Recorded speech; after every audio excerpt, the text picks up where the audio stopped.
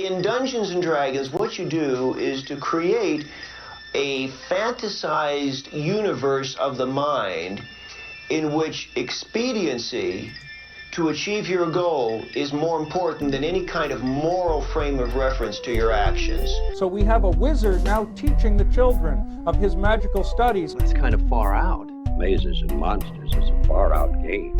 Swords, poison, spells, battles, maiming, killing. Hey, it's all imagination. Is it?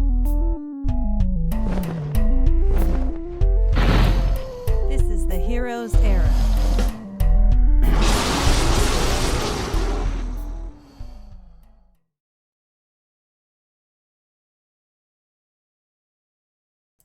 Welcome to the Heroes Era.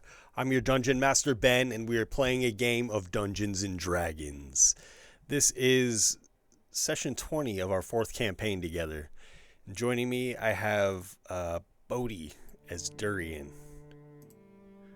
Long, tall, lean, mean orc just trying to get out of the Feywild.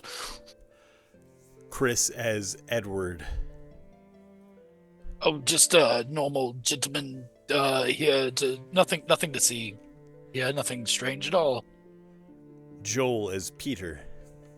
Halfling sorcerer and your friend in the dark. And Jason as Desperado. Yeah, just a nimble elf paladin, hoping for someone to lend him a hand. And tonight we are telling a story, but we do not yet know how it will go. The players, the dungeon master, the dice, all of these will have a hand in how the game unfolds. This is the Heroes Era. Sorry, I spoke in your intro. You're good. You're good. Huh? We keep it loose. Yeah, okay. That's how we do it around here. Well, Chilling. Thank everybody for hanging out, checking out our game. You can catch up by watching the recaps provided courtesy of Bodhi. And why don't we jump right back into the game here? When we left off, you guys were approaching the Court of Darkness, I guess it might be, to see what the Fey were up to, perhaps seek an audience with Lady Jude Harrows. And just when you were nearing the clearing where the the Fey people were partying last time you were here, you saw a kind of skulking figure that you decided you could not abide, and you slayed that creature. And just after doing so, a wagon drawn by two fiery horses carrying two other warriors, creatures, monsters of some kind, approached, and battle ensued once again. So we'll just pick right up where we left off. And I'm sorry, Jason, you were mentioning something else. Another yeah, sorry. Active. Kind of the end of the last of the fight, I had cast a moonbeam, which basically was like I kind of dropped it to basically force them to stop their cart. Well, okay. I had it out when we were fighting the monster before, but then I moved it, and it would have been basically right around where their cart stopped. Okay. And I think this fight kind of picked up right after, so that it could still be active, but that's totally your call. Yeah, absolutely. And this is a concentration spell. You did take damage from the excuse me, the hunger of Like a radiant beam of energy. Oh, sorry. No, that's okay. Oh. Yeah, so you did. Oh, take yeah, damage, you're so right. if you I would have to roll concentration. I'm sorry to have yes, kept please it. do. Yeah, let's do that for sure. Hey Ben, just so you're aware too, the area of the spell should be double that. Or Hunger of a Dark. Oh, it's a 20-foot radius. Radius. Okay, my bad. Thank you.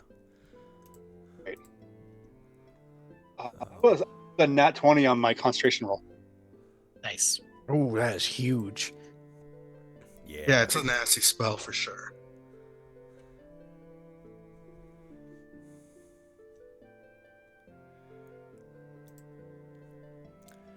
Jason, I'm sorry. Can you refresh me as to the effects of the spell that is? Oh yeah, here I can bring it back up in the chat if that might make it more.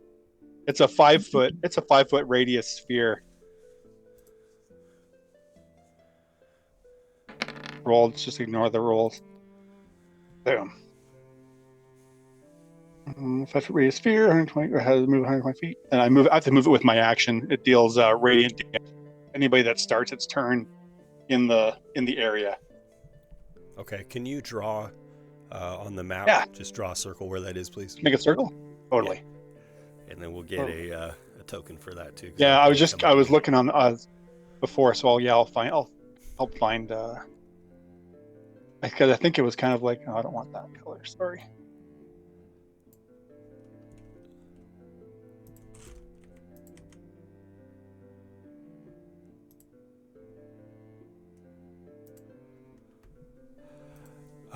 Durian, you found your way out of the spell, out of the void with the hungering tentacles, and you confronted one of these creatures face to face.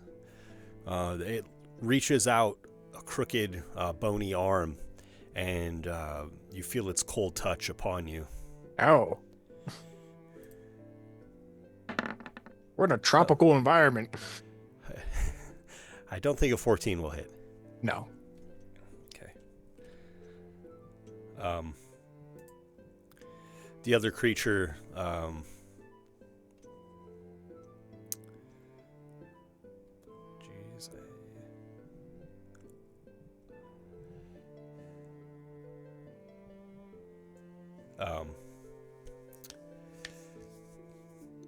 begins to speak words of magic and pulls out a small straight piece of iron that it drops to the ground when casting its spell. And Durian and Peter, will you please make wisdom saving throws?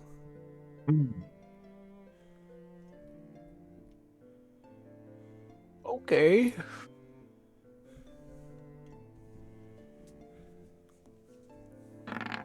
$17. Okay. You. Ben, I'm gonna use a point of luck to get advantage on this. Okay, very good. So this is gonna be a wisdom save? Yes, please. I do want to be fair, Ben, and say that the life drain would have been at advantage because I was reckless my last turn. Well, thank you for bringing that up. I appreciate that. So that is a 20. Oh, good thing to use that instead of having a 10. Very nice, Peter. Done, Joel. Still good. Another 14 would have missed. Okay.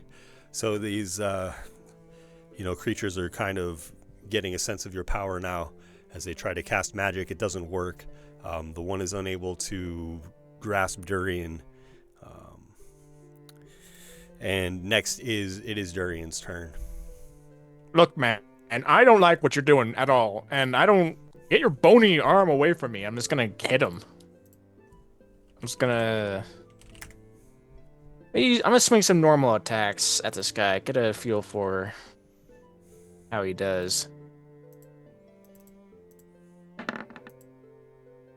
A 11 and a 25. A 25 will hit. Okay. I don't believe I am raging.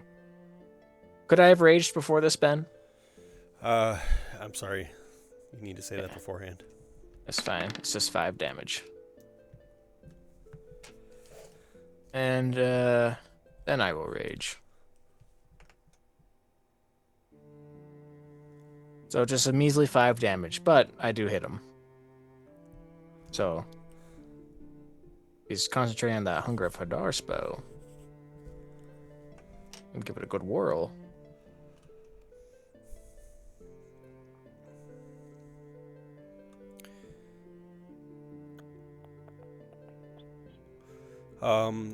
You did actually attack the one that had cast that spell. I'm sorry, I'm trying to pick this up from last session. Yeah, I was hoping I could clear it before everyone had to run out of it, but he passes con saves. His concentration checks. Just swap the location of these enemies so that it's more accurate as to what we were doing. And I will make a concentration check. Okay. He succeeds. Yeah, he's good. And the spell is still up and active. That's my turn. Okay, after Durian is Desperado, please. Nice. What's that? Actually, awesome. Seeing where Durian is there, I'm going to, using my action, I'll move the moonbeam to kind of cover both of the two adversaries there. And then, okay. Noticing where my friends are, I'm just going to back up ever so slightly just to keep them in range, but in sight, but out of keep myself maybe back a little bit just to in the event of somebody trying to use some sort of area effect or something that we're a little bit more spread out. Okay. And that's all for me. On their turns, they got to make a con. I think it's a con save. That's all for me. Good job, guys. Okay. And Peter, from the ground at your feet, along the border of this trail in the dense jungle, there are, many bodies, corpses, strewn about the border here. One of them reaches out and tries to grab at you, Peter. Please make a dexterity saving throw.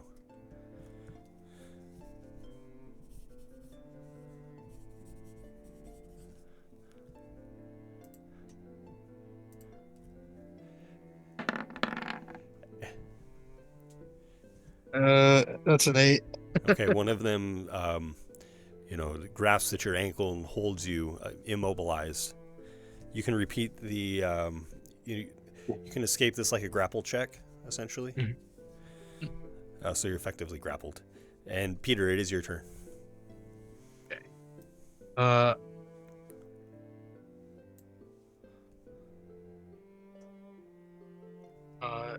So this is a grapple, but it's not restrained, correct? Yeah, you just can't move.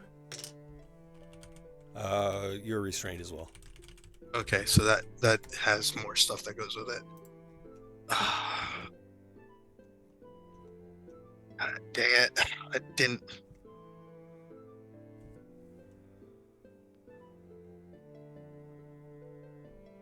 Okay. Well, that limits what I can do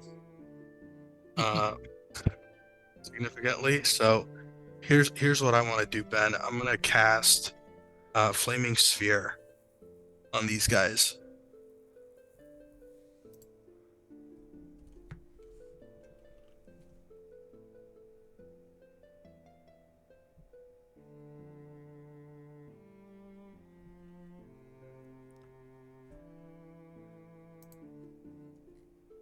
Okay, I need dexterity saving throws.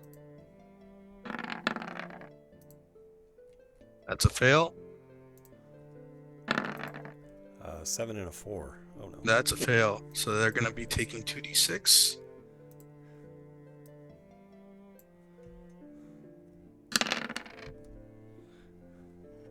And I'm going to use a sorcery point to reroll both of those.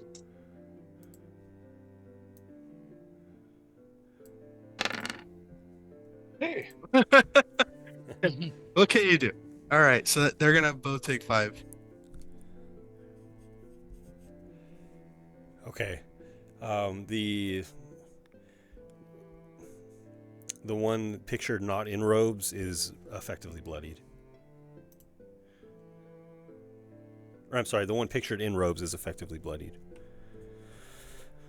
And are either one of them concentrating on a spell? He is. I will make a save.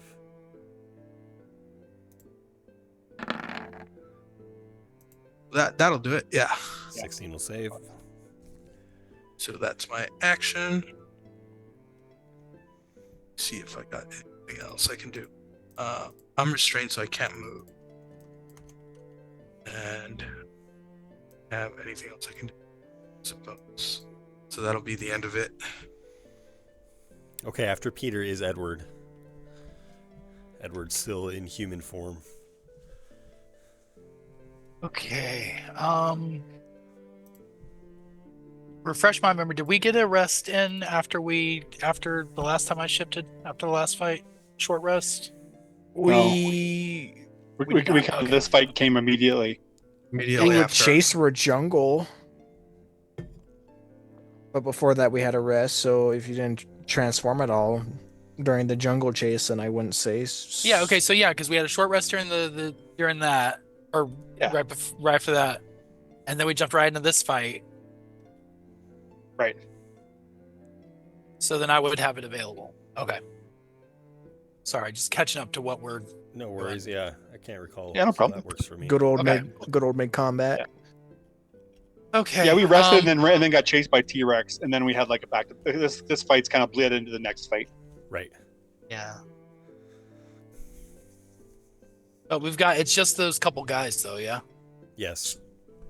All right. I'll hold off for now. I'm just gonna move up to right here. I will draw my rapier, which I haven't utilized much of yet. As I hold as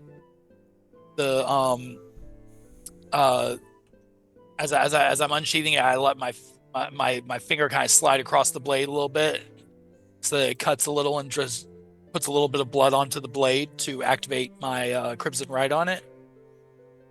And I'll go in for a couple swings. Okay. Attack number the first.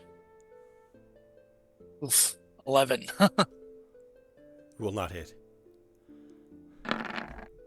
Attack number 2, the sequel, part 2. A 10. And I know the 11 missed. Armor shimmers around these mages, deflecting your blows. Okay. I will stand there menacingly. Okay. Feel it. And that is my turn.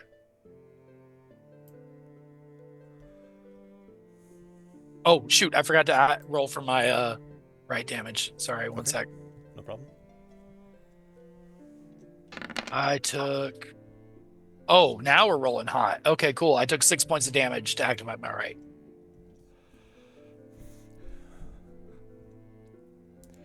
The one creature badly damaged by your attacks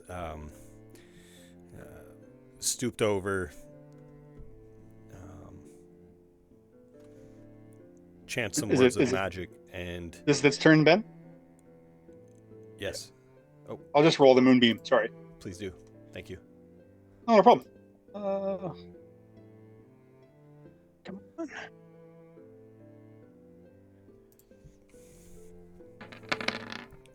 Oh, that's not very good. Is that 6? Oh. Yeah, 6. As it begins to you get a con save. Get a con save for half.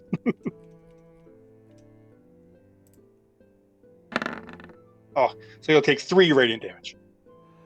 Nonetheless, as it begins to chant its words of magic, it's seared and ripped apart by the light of your moonbeam, defeated outright. Wow. This did not go their way at all. Edward thinks he got that kill, by the way. You did good, Edward. Keep it up. I don't know what weird magic you got, but he burst into flames. The remaining monster, was once a person in life, winks out of sight, and you hear some crunching in the jungle behind it. Perhaps 30 or so feet away. As it disappears. Next, it is Durian's turn. He also would have taken that damage, Ben. Yeah, he gets 13 radiant from the moonbeam. He can save for half. Con save for half. It's not a single roll? You take it at the beginning of your turn. You're right. Yeah. Sorry. Okay, very That's good. okay. Don't sweat it. No worries. Boom. He is absolutely injured by the moonbeam, but he still gets that away. Right. Yes. Problem. So he like disappeared. Like how did he disappear exactly? Before my eyes. Suddenly, there's a burst of mist in his wake. He's gone. You all might recognize the spell Misty Step. Ooh. Sneaky. I don't know if I want to chase this guy into a jungle. Can I make like a? I'm gonna move a little bit around this this little holy beam. Move like 15 feet. I'm gonna try and look into the jungle. Can I try and see where he's at to at least point him out? Check, please. Point him out to anyone else. Guys, I think I got 17. Where is this guy? Some dense forest, guys.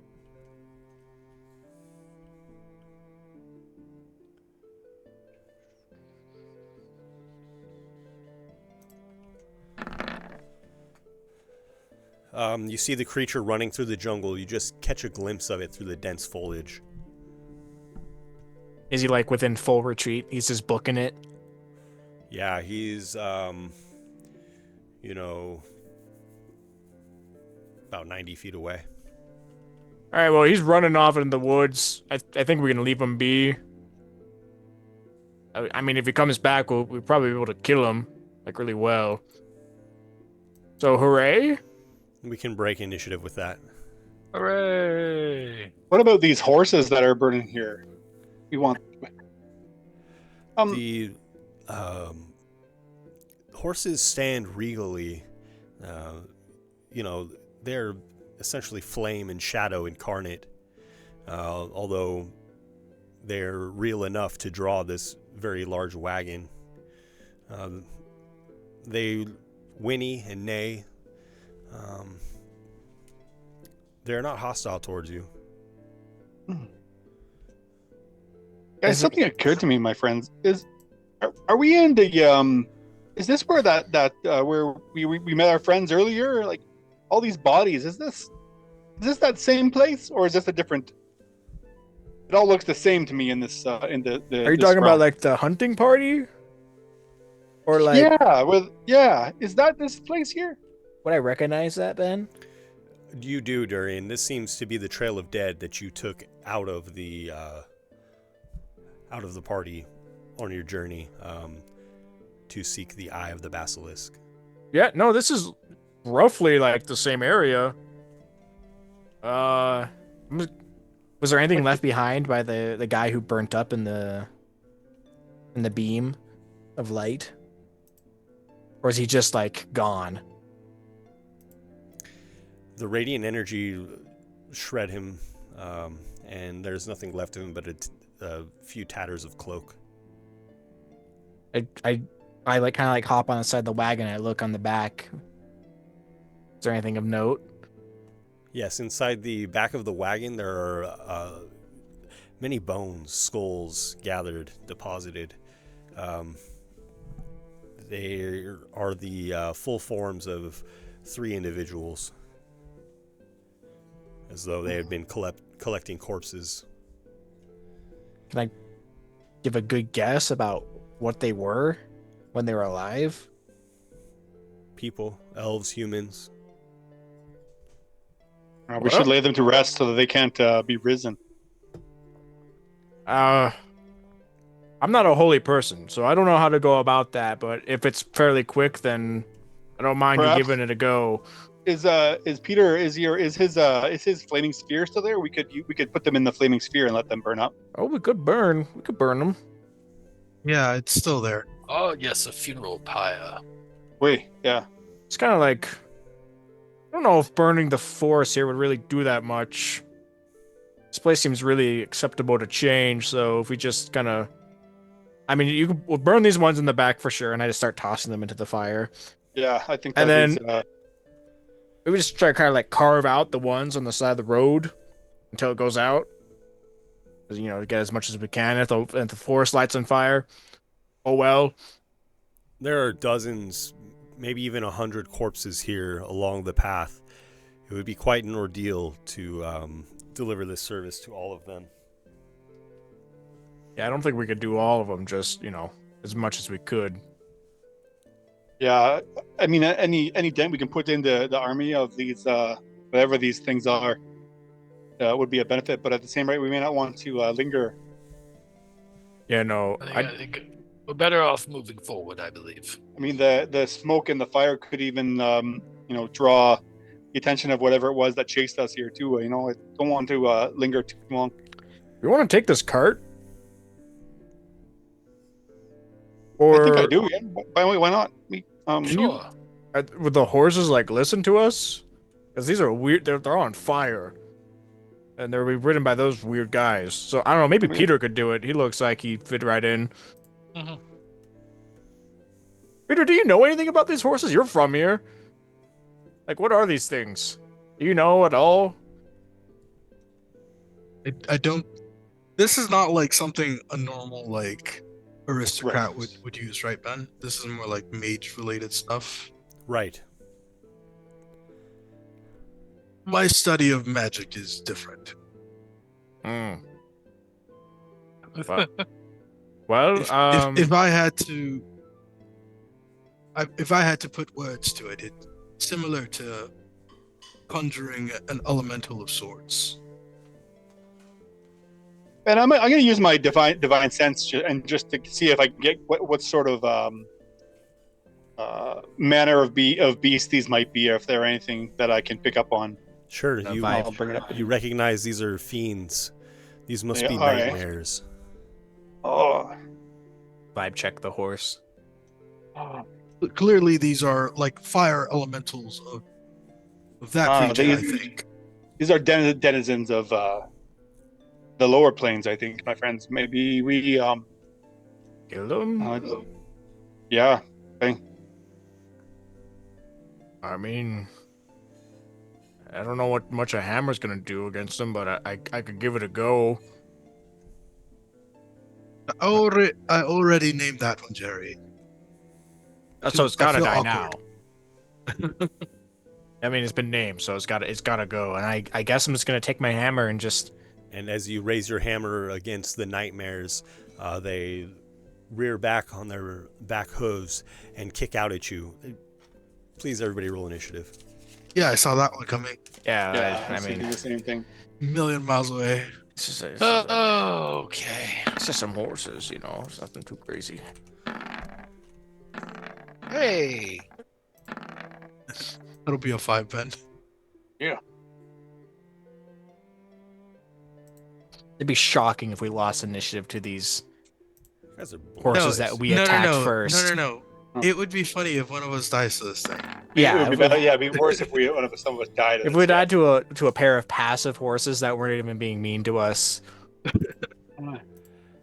And as they kick and buck, they throw off the yoke around them. They can move freely now. Edward, it is your turn.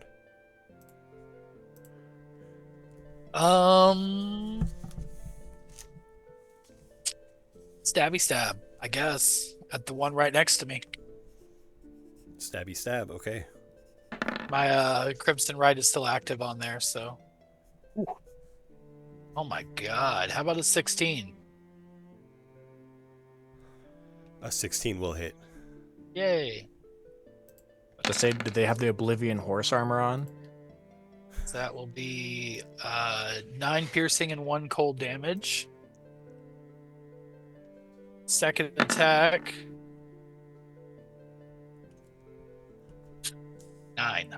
A 9 will not hit. Yeah. Okay. That's it. I'm just gonna stand my ground next to this thing. Okay. Durian, you attack with your hammer? Yeah, I was kind of going for what was the movie? I can't think of it. I was basically just gonna try and clock him in the back of the head, Well, then when they weren't looking, so I'm just gonna give him a good old 2 swing. They seem to have anticipated your intent. 19 will hit, a 12 will miss. Yes, these horses are empaths. For 8 bludgeoning damage. Just right in the back of the head. Evan better do something. He's got a magic sword. I don't know where he's at. After Durian is Desperado. Nice. Drawing my rapier, I'll go in just on my friend Durian's right flank and attempt to skewer this nightmare with my rapier. The gang kills a horse. 18 out of 13. Both will hit. I didn't think we'd be here. That's 14 all day, 14 piercing damage.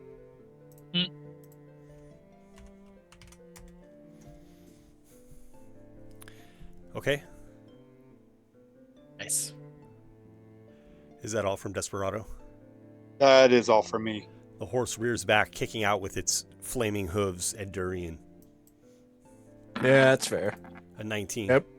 It does hit me. Oh my goodness! 19 bludgeoning damage. They are fiery. And 3 fire damage as you get kicked in the chest by this horse. I guess that is true to life. I'm like, oh, it's just a horse, but horses hurt. They can really put a dent in you. So Durian's just sitting there like, oh, this isn't that bad. It's gonna be like horrible to go. Oh. The other circles around, choosing the same target, and tries to kick Durian again. They're ganging up on me, please. A 12 will not do it. They miss. Next is Peter. Peter, the horses are kicking my ass. On the one that landed the hit, I'm gonna cast Dissonant Whisper.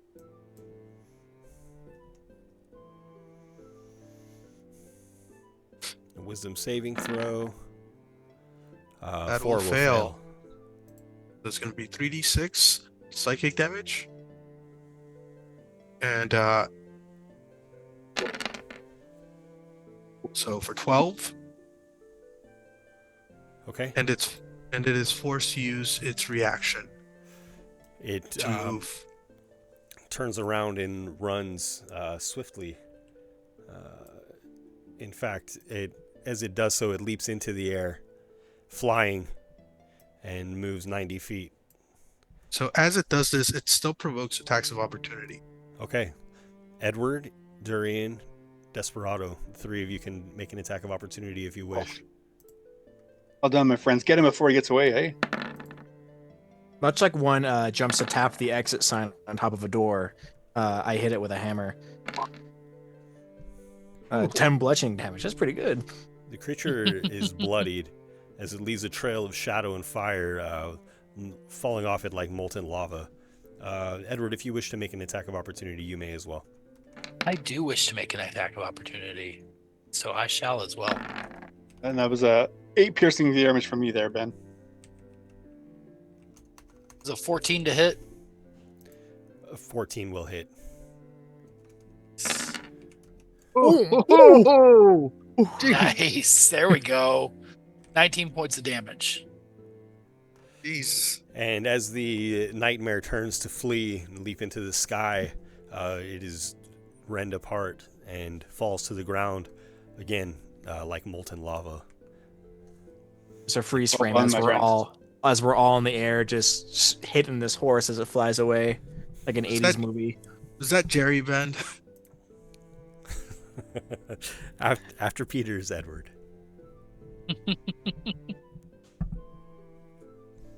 Okay, oh no, we still got the other one there. All right, I will just step up and square up with the other one. Take a couple more swings. So funny. What's that? I just find this so funny. We're just ganging up on a horse. I'm just cutting down the thing that you started. No. I love that we're all doing it. Didn't have a choice, man. 25. Who's gonna pull this cart now? I will. I'll do it. That's a good question. Hey, we need one horse.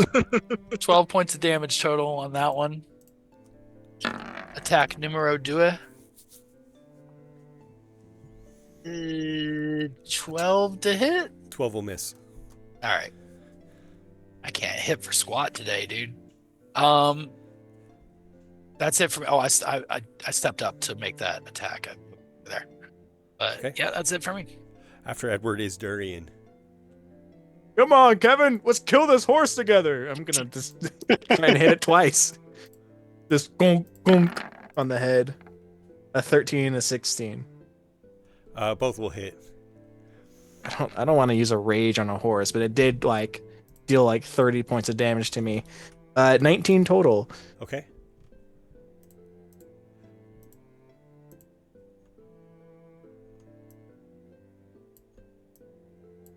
Will that be all from Durian?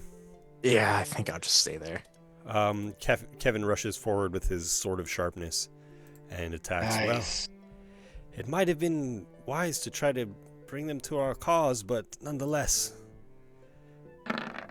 He swings his sword. You're telling me he doesn't have a modifier, Ben?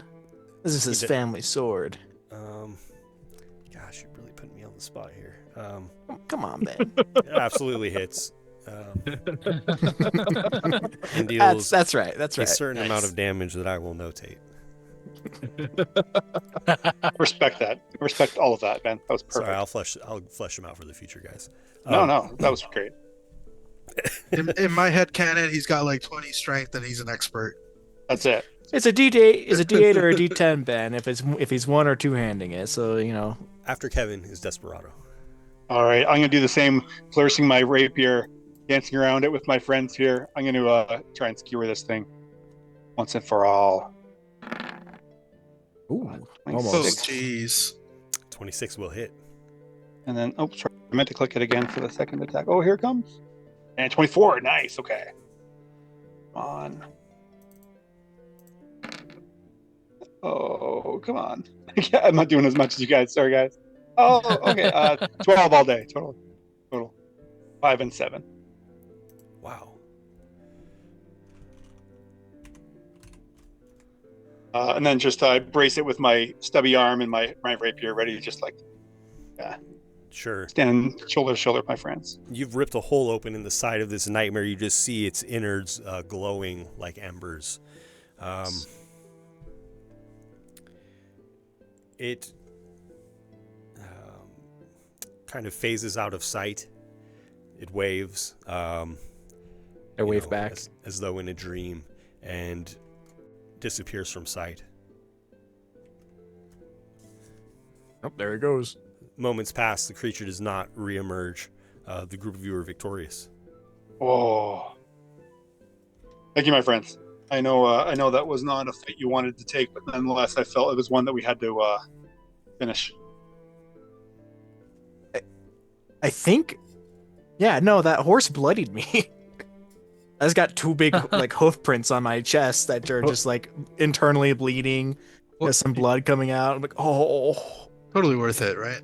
oh. All right, well, everyone pile in. I'll pull this cart. Try to. Really? I mean, maybe I could do it. I don't know. Not that. Doesn't seem that bad. You do have the I'm a ability tough to orc. move tremendous amounts of weight, if I recall. Yeah, I could pull 1,000 pounds. I don't think I weigh 1,000 pounds. I jump in the car. Yeah, I'm a pretty light guy. as well. If anyone wants to take a little rest in the back of the cart, I'll pull it. Do they have like a bullwhip? Some kind of. You're I not don't going think to that would whip be me as necessary. I pull on this. I'll put a hand on Durian. You know, Durian, we don't see you as a pack mule, my friend. We are more than capable of walking. You don't need to pull us all. But if you, I'm just giving him a little extra motivation. Yeah. Kevin says, and I'll lay on hands on you, Durian, for 15 hit points. Thank you. Kevin says, it seems that you have business with the fairy court, but I cannot return there. Yeah. Queen would have my head. Right. Oh, Kevin, now that we're out of the woods, I'm going to give him the armor. The plate armor of etherealness. So I can actually finally put it on. Oh, this now is that we're a beautiful piece. Yeah, well, I don't want to come all this way and have you die to a horse in the middle of the Feywild. That kind of suck. Right.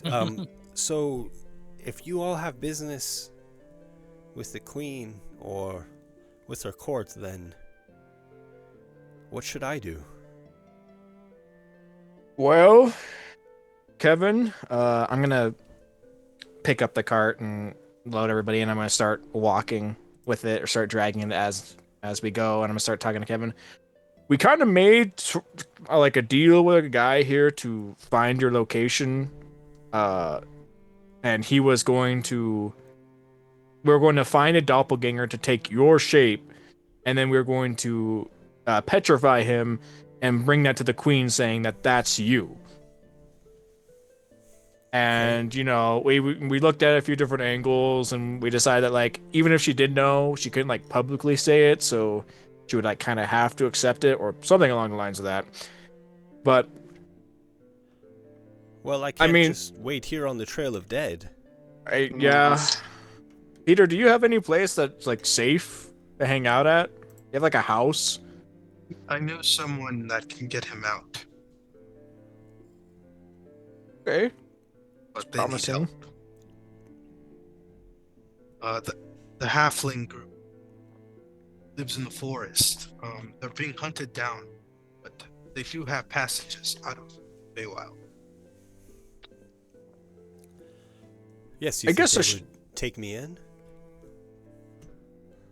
I think, well, they are being hunted like you are, so anyone can keep you safe. They have sounds like a good plan. They have ways around the forest, places to hide, and of course, passages to leave the Feywild that no one else does. Okay, I suppose I could go alone, but Peter, can you like, do you know exactly where it's at? Should I go the other way? I do not, but do have ways to contact them. At least now that my power has grown.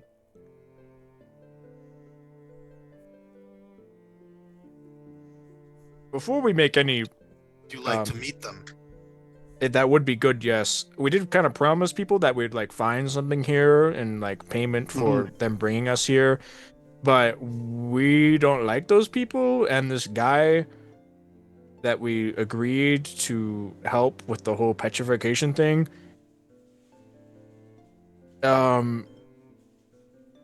We only really did that to find out where Kevin was, right? Yeah. No, We weren't expecting to find Kevin where we were looking for the Basilisk, you know, it's... Yeah, it was kind of both happened. Don't break deals in the Feywild, there's consequences. Yeah, we have like 2 of those at least. Nonetheless, we do know that this gnome that took my hand is going to meet the Fairy Queen. That's also true, yes. It's very dangerous to break your word here. You know exactly what happens if we do? Because I'm not totally against just like leaving. Have I seen the consequences of broken deals here, Ben? My time as a guest? Yes, there are lingering effects. You know, it would vary based on the severity of, you know, the agreement broken.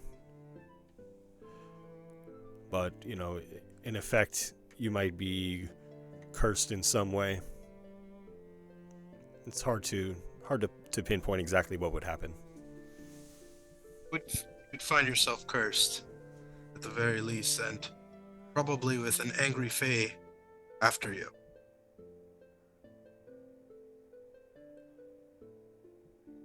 Well then, let's do this then. Let's find your people. Right? We'll do that first, and we'll offload Kevin.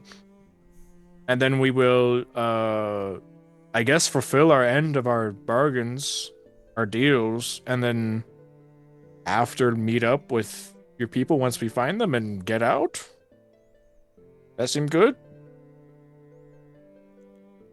Alright, give me 1 second. I'll reach out to them. Yeah. Ben, I'm going to be casting my highest tier spell. Sending.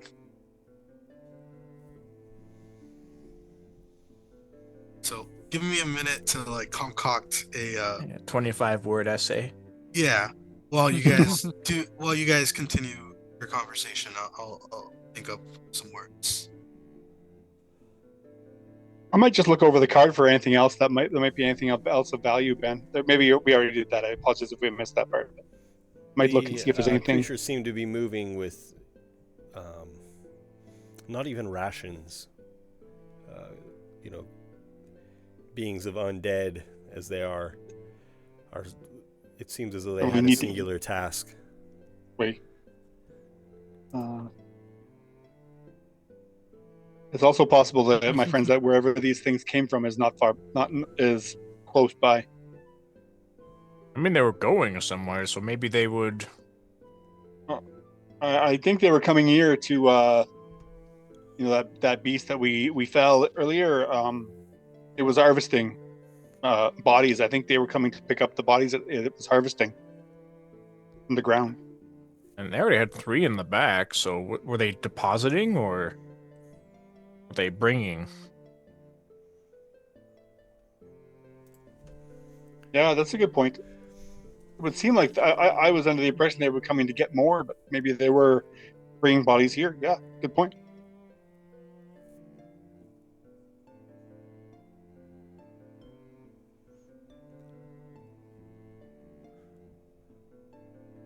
Peter, what do you have to say?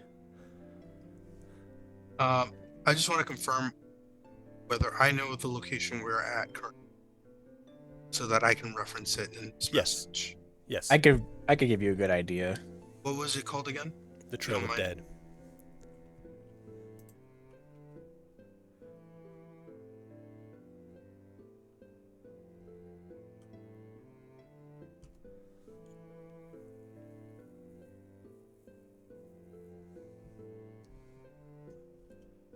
By the way, Ben, I am moving back to civilization. So I'm guessing where this cart was coming from. I'm pulling the cart that way. And before anyone tells me otherwise. Moving away from the Court of Darkness.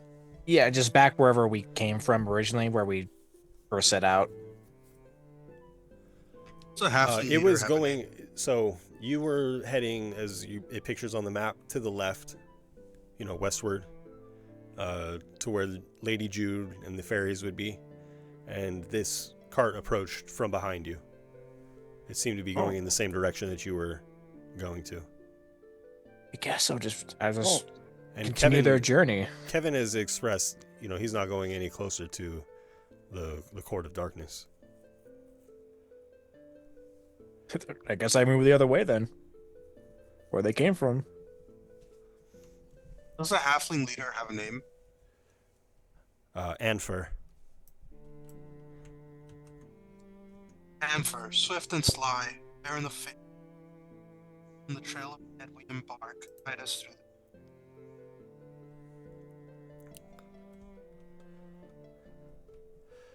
Peter? I cannot tell you. Not because I don't trust you, but because you find your way into trouble with people we can't trust.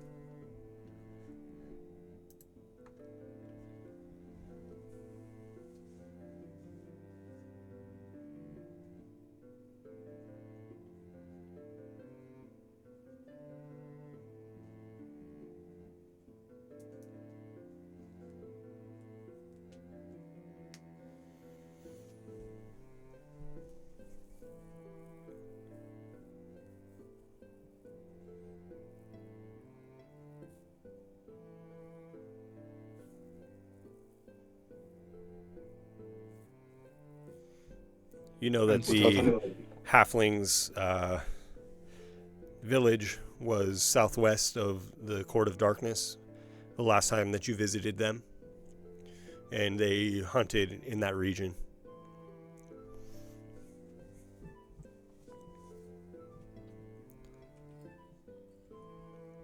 My friends don't want to be found right now, it seems. Heard of.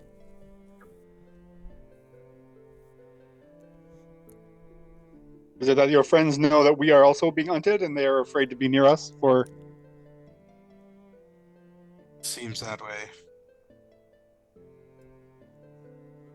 So you don't have like a house we could like hang out at, or I was a guest.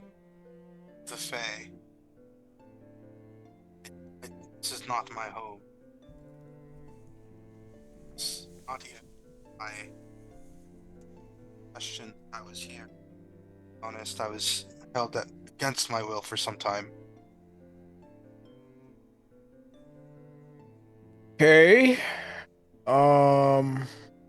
Like I said, I have friends. I have friends in places, but trust only goes so far here. You got someone's got a couch we can crash on? Well, you don't know where their village is then? Says Kevin. It moves. It never stays in one place.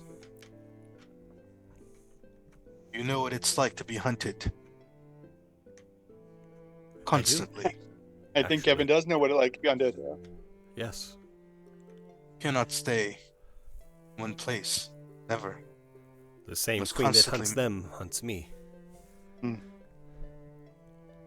Well, I feel I don't feel comfortable leaving Master Hawkins to do his thing by himself. I feel maybe we escort him to find your friends and. Here's the thing: is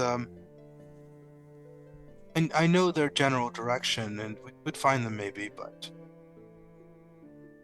you don't make friends with people by finding them when they express their wishes to not be found.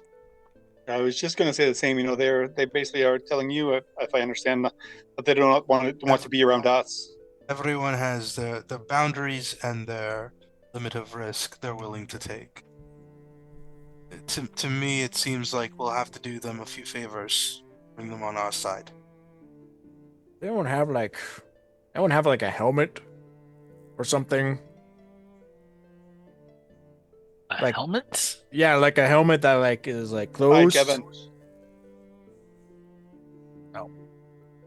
Because the only way I think that we can move forward right now without any other information is that we It's go disguising your friend. disguising Kevin and then fulfilling our bargains and then bargaining for an exit. I may have a way to help. I know you Isn't don't that- want to go back there, Kevin, but it might be the one option that we have.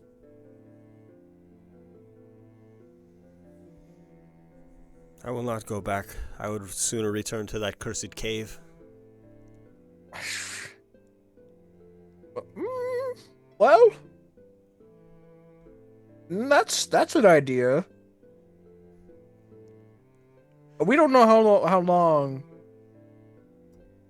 that we've been gone. I mean, I think we've been gone some time because it wasn't certainly this jungly before.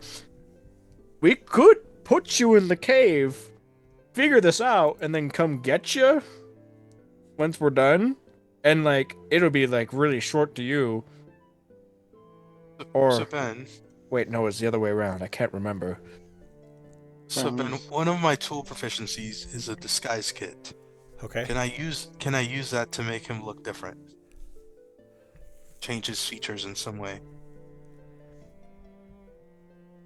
I believe he's like a half orc. He is a half orc. Can I make him look more orcish? Maybe add like more like facial scarring and things like that.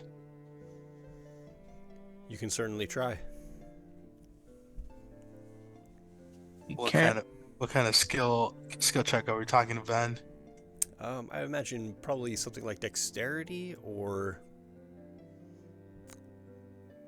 Yeah, something... I would think dexterity, probably. I'm pretty good at that. And you're proficient in the tools, right? How about something like sleight of hand? It's like pretty hand dexterity related. Yeah, absolutely. Nice. I'll take it. Thank you.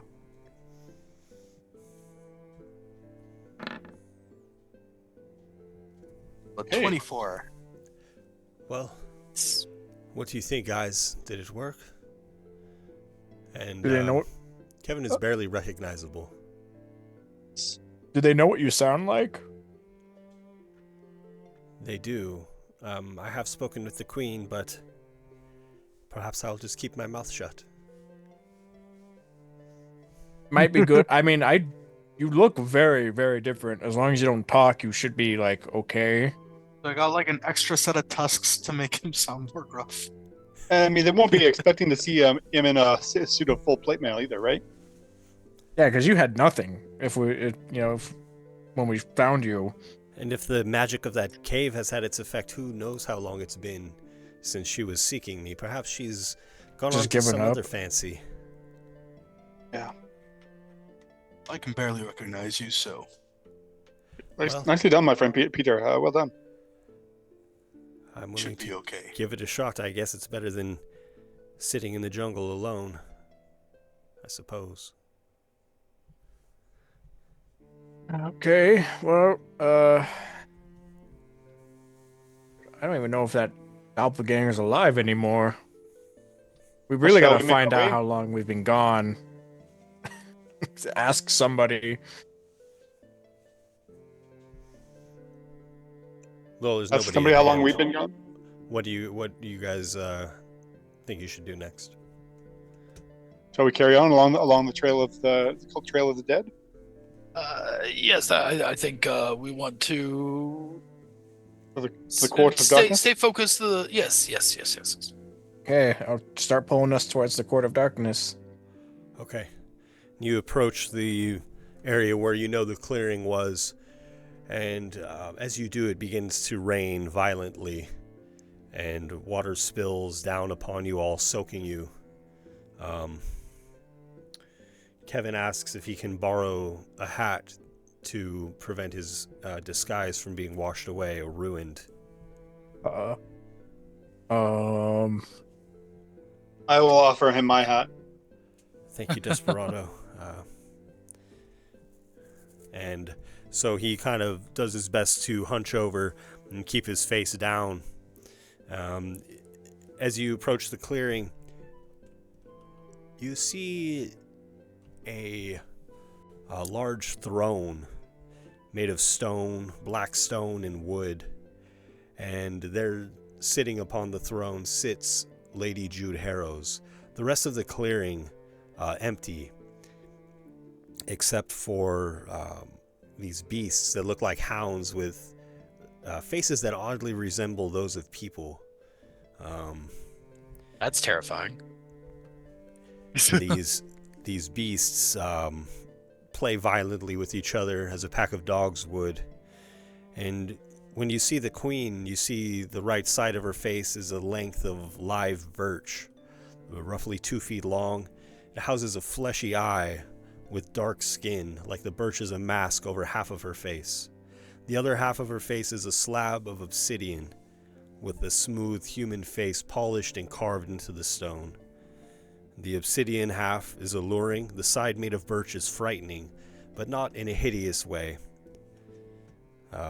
It invokes a primal urge within any who look upon it, either for violence or lust, compassion, or hatred. She also wears a cloak of deep violet velvet wrapped around her body of wood and stone. She holds a staff with a violet diamond affixed to the end, and as you approach the clearing, you feel her gaze penetrating whatever their cover is, seeing you. There's no She like lifts her chin to regard the group of you. She's clearly aware of you. There's no civilization, it's just a throne and a clearing. Yes, and a torrential downpour, making the ground muddy. The trees above bowing under the weight of the rain. As we're doing this, Ben, I want to convert a first level spell into a sorcery point. Okay. And then convert all those sorcery points into a third level slot. Okay, you may. Because I feel like we're gonna need it, right? I was under the impression we were going back to the civilization place where we talked to that guy. I didn't know we were going right up to the throne with the queen. This seems to be that clearing, but there's nobody else here. Oh, the throne in place of where the we party moved was on. once held, where the festivities were. Yeah, time has passed, huh? I mean, those halflings are still alive, so It's been that long, right? You hear her voice within your minds. What is your business? Approach. I was keep pulling the card, I guess. Just kind of look towards any of the charismatic people in our group. Mm-hmm. Just kind of give them a look, and I'm not saying anything here. As you walk forward, she says audibly, "I did not think you would be back. What happened to the other one, to Jacra?" He is now a part of the Basilisk Garden.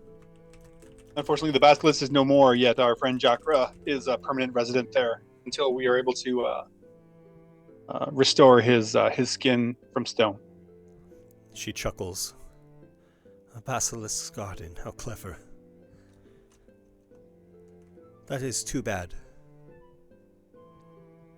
Anyway, he was a good friend. He was a good one for us. It was unfortunate to lose him.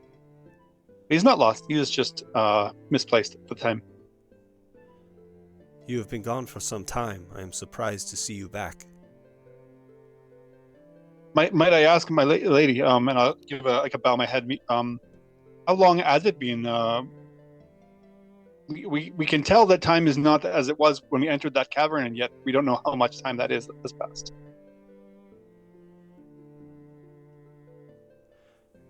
I see.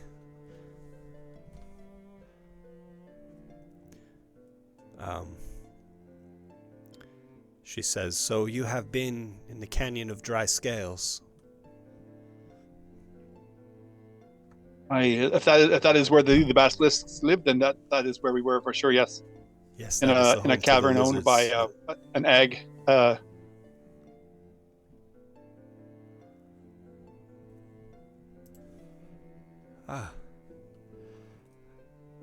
hag. I have known her from.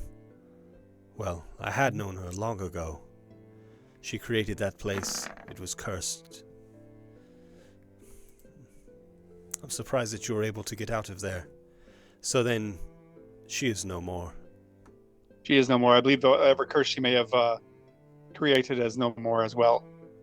The cave would be no more, right? It has been some time. Perhaps 3 months?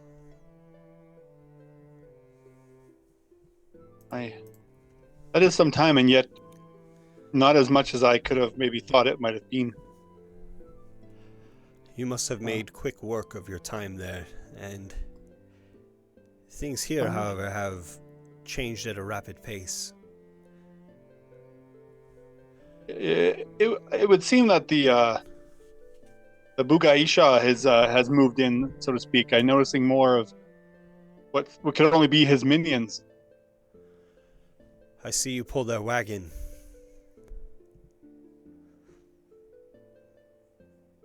Came across his friends. You must have killed the one that watches my dead. He wanted to add us to his collection. Unfortunately, he lost that battle. And those that came to retrieve the dead, you dispatched of them as well?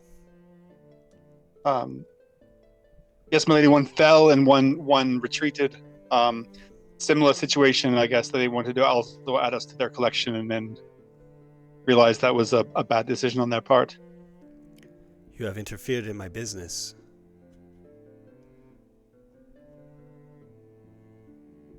We can assure you that is no intention of ours to interfere in any of your business, merely to keep our lives and our heads on our shoulders. Well, we will come back to that, but surely you have not come here just to ask me what day and time it is. No, my lady. I can't speak for my friends, but I was in pursuit of a gnome that played a cruel trick on me that I would like to rectify. And I hold up my stubby right arm. Oh. That's right, Jorgrim. I'm sorry, what did you call it? What was his name? His name is Jorgrim. And he did give me a gift. And now I have your hand.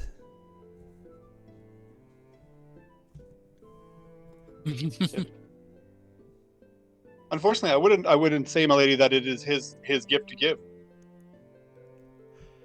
By his telling, you gave it freely to him.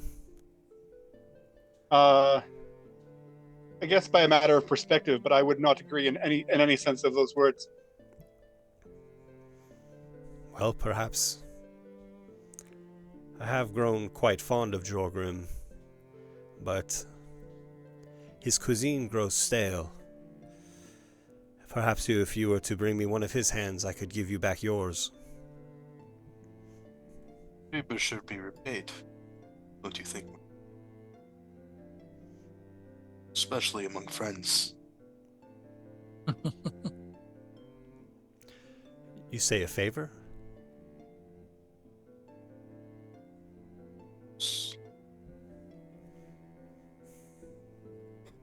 To ask for a hand, one should be willing to give one in return. Will you make a persuasion check, Peter? I feel like this is important. I'm gonna use my last luck. Okay. Feels like a good spot for it.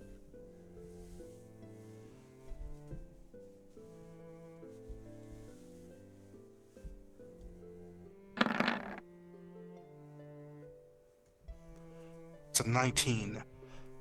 That seems fair. Would you prefer... She chuckles to herself.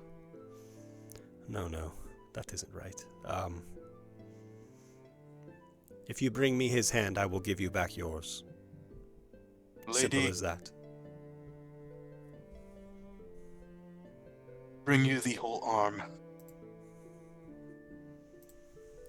Very good, but then who will cook for me?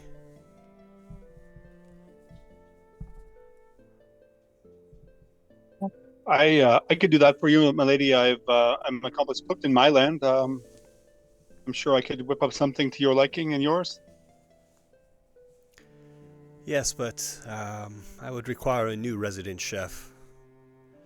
Jorgrim and Grimjor make good work of the various cuts of meat that we acquire.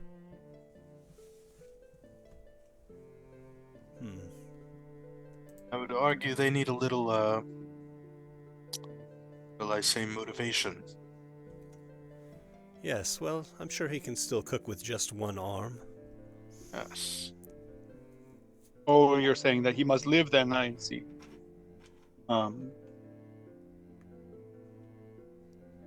Unless One you wish arm to and- stay on as my chef. If it pleases the lady, I must admit I do not wish to do that. No. No, that would be I think- beneath you anyways. You have a bigger calling. I think one arm is enough. Mm-hmm. Motivation for him to learn and to grow as a cook. Wouldn't you agree? Well, Jorgrim and Grimjor are preparing my supper now. You have my blessing, if you wish. I will not stop you. I'd hate to deprive a lady of her cooks. But I feel there is a debt of your friend Jorgrim to pay that he has. It's time for me to come and collect. Oh, all right. I'm gonna put down the cart, and I'm just gonna go grab my my great axe from my back and wield it. Like, okay, one arm. This, though, is between Jorgrim and Desperado. Desperado, if you say that Jorgrim owes you his life, I demand you leave Grimjor for me. I cannot be left with no chefs. Respect that, milady. Very well. Do what you wish with Jorgrim. Bring me his hand, not damaged. I wish to keep it as a treasure. Will be done. Yes, my lady. And again, this is between Jorgrim and Desperado. Can we? Yes. Oh. I would have it no other way. That's Well, they are not far. They are just beyond the clearing there. And she gestures to a dense part of the jungle that hangs, vines hanging almost like curtains. And Desperado, do you approach? yes. You peel the curtains back, and here the rain is shielded from above by, humongous leaves and whatnot, so that the water does not fall upon the fire where they are cooking. And as you do so, the two gnomes look behind them, and they see you coming, and fear strikes their face.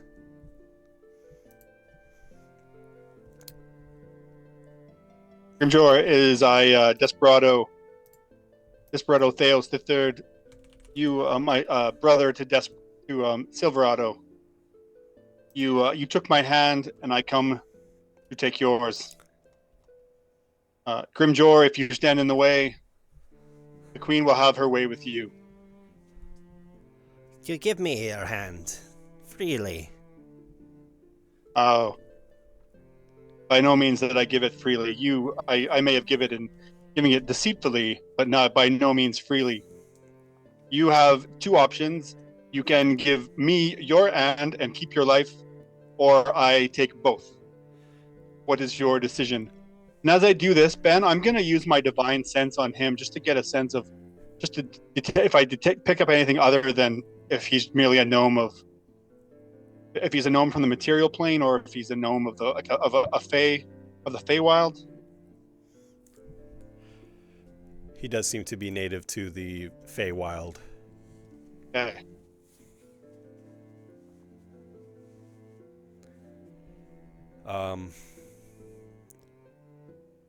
Will you make an intimidation check, please?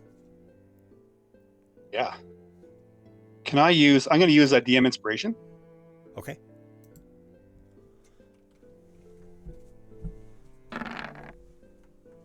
Sorry, I was 1. Sorry. So 20.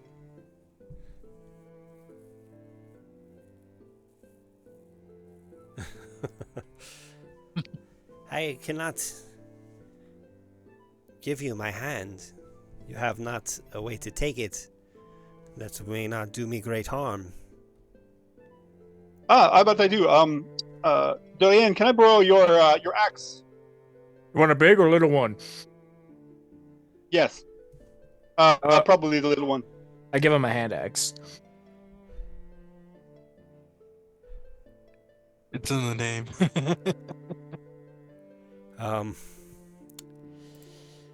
Grimjor looks at him.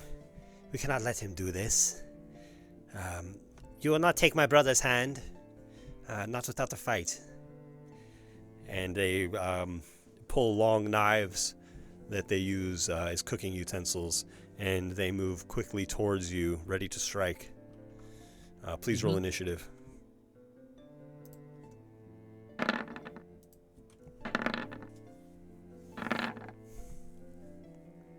A 22. And the two gnomes move almost in lockstep with long knives, one in each hand. And they approach rapidly. You can act first.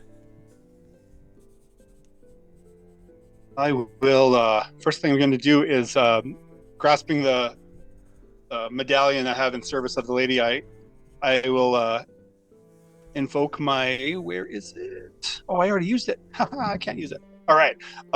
Scrap that. I will, ignoring Grimjor, I'm going to approach Jorgrim with my my rapier and move to strike him. Okay. For sake of simplicity, I'm trying not to skewer his to mess up his nice right arm. Very good. Okay. But I would obviously go for the vital points, and I wouldn't see that arm as a vital point. No, nonetheless, here I go with my rapier. is 13 on my first jab. Will hit. Probably isn't too good. It will hit? Yes, it will. Right on. He's a chef. Fair enough. I'm gonna put a smite into this. Okay. It's gonna blow him up.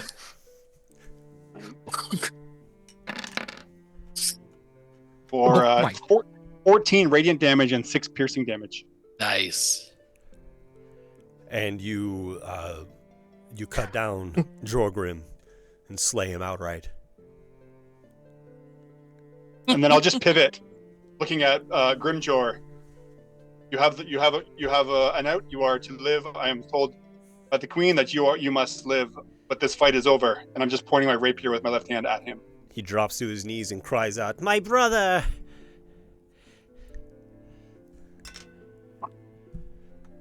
He begins to weep, and Jorgrim is there, dead upon the ground. So now it would be time to sever his hand. I will sever his. I'll take Durian's his axe and chop. I forget how much she said she wanted, but I'll chop off the necessary amount of arm to satisfy what the queen wanted. Probably around the shoulder. Okay. Oh, grizzly. And then immediately following that, Ben, I will lay on hands on Jorgrim in an attempt to keep him from dying. And I will heal him. Seem to have been slain outright by your. Is that right? Okay, I'll do an assessment. Yeah, that's fair. Okay, I'll try and assess and see if it could have. Okay, I probably did a bit too much killing for that, but I feel there might have been a hair of vengeance in me. I might have some pent up anger towards this gnome. Absolutely. You return to the queen with your prize. I absolutely will. Yeah. She pulls out a rope, a long silk rope from a chest that, is seamless within her throne, and upon it are many hands.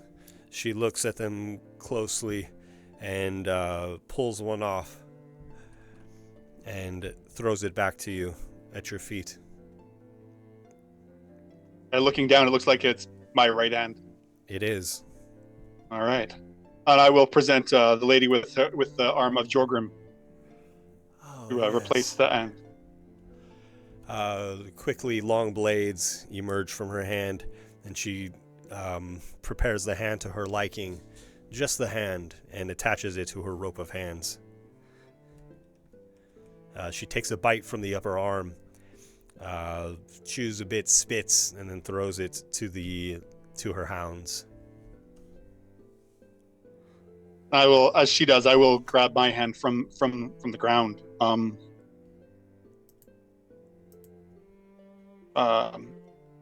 Forgive me, lady. How do I replace? And maybe momentarily. Oh, sorry. No, our deal, a hand for a hand, but there is something else you can do for me, and I will do you the favor of replacing your hand if you agree to help me. Oh my gosh. I'll be quite frank. I've every deal I've made with the Fae since I've been in this realm has not gone my way. Nonetheless, I will happily hear what you're proposing. I propose that you make up for the potential business agreement that your group has ruined for me in slaying the Collector of Dead, and you bring for me a wagon full of corpses to Buru Nakano Tower for the Master.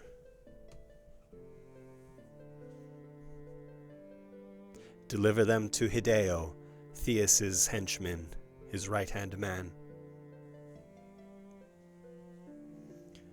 Any corpses will do, just make sure that the wagon is packed full of them. What do you say? Nothing more to the deal.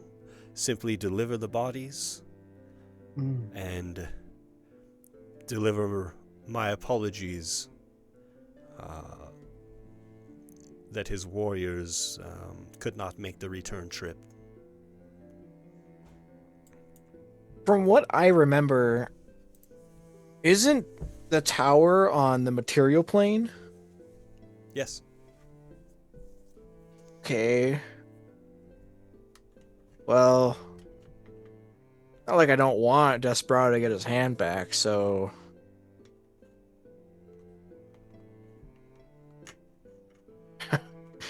I'm just gonna leave. I'm just gonna look to Desperado and be like, "It's your hand." So you. As important as it is to me to have my hand back, it's more important to keep the oath I've made in the preservation of life with my lady. And this is, unfortunately, is a task that I cannot carry out. Oh, Desperado! My lady has challenged me in this, and I will continue to be challenged until time where I have satisfied her needs, and then maybe at that point. But I'm sorry, they're lady. already dead.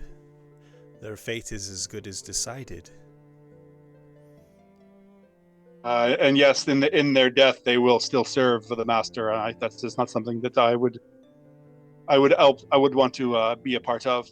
I could not live with myself, or look at my friends or my compatriots or my family, knowing that I was a catalyst or an aid in this endeavor. But you have meddled in my affairs nonetheless. How will you make that right? Well, what else do you propose? I mean, you are obviously a woman of your principles, as whatever they may be, just as I am one of mine. Yes, I can respect that. What of this one? Peter.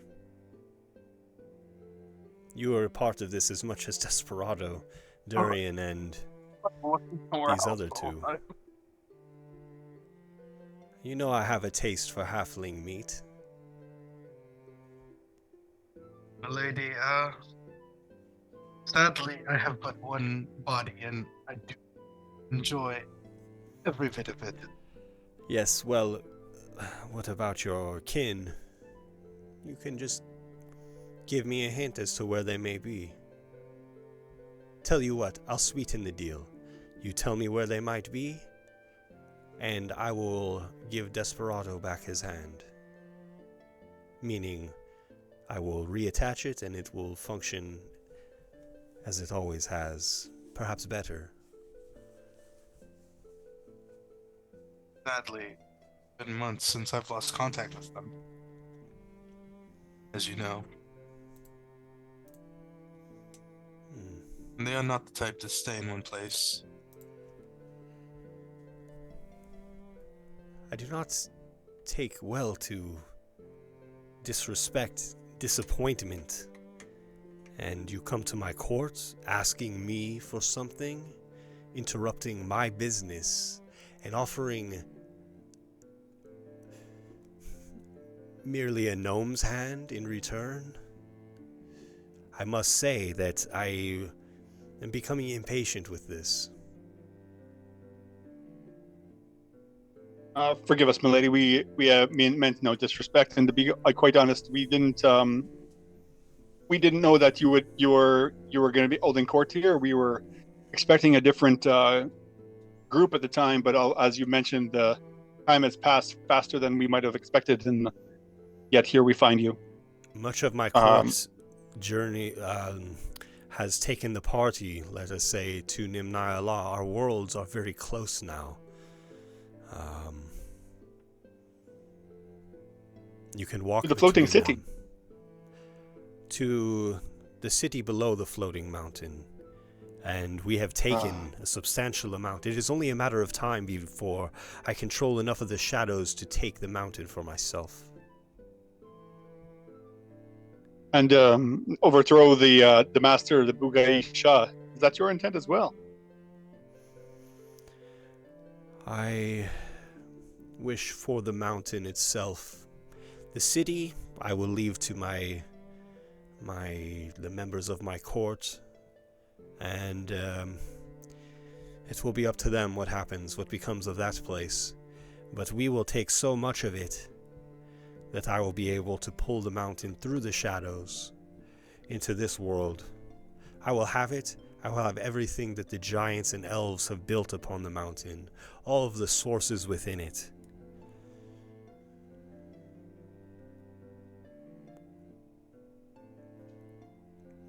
And I will have the queen. The Lady Gwynistry, you mean? That's right. She is held prisoner there.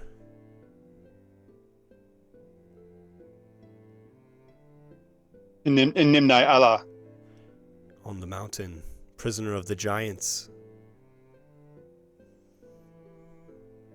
The Nixdraedalis, they know, and they work to retrieve her, but they don't have a path to victory. There are too many forces at play. The Bugaisha have already moved on, and now the ATK has taken important sources as well.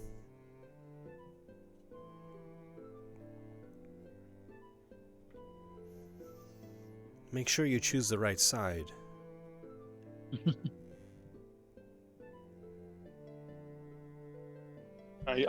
We very much thank you for your guidance in this. Nonetheless, I feel like we are at an impasse.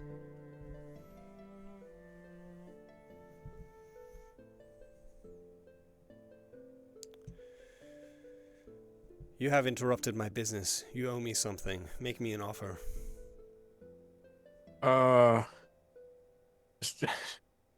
Durian sees that negotiations are failing, and there's some feelings and lines that people don't want to cross, so he's going to throw his bag down and open it up and start looking through. I hold out my dice. Her face remains stoic. It's hard to gauge her emotions. What of these two that are with you now? Who are they? This one. I'm going to try to force of personality change the topic of conversation and say, "Do you know, my lady, what they say of fate?" Will you make a deception check, Peter? And I will continue with that line of conversation.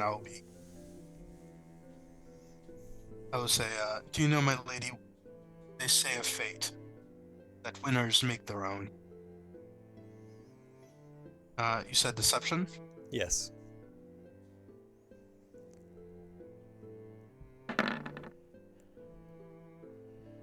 $15. Yes, that is well and good, Peter. But this one. They're a lie. I smell a wolf on this one, and she points with her staff at Edward. What is his story?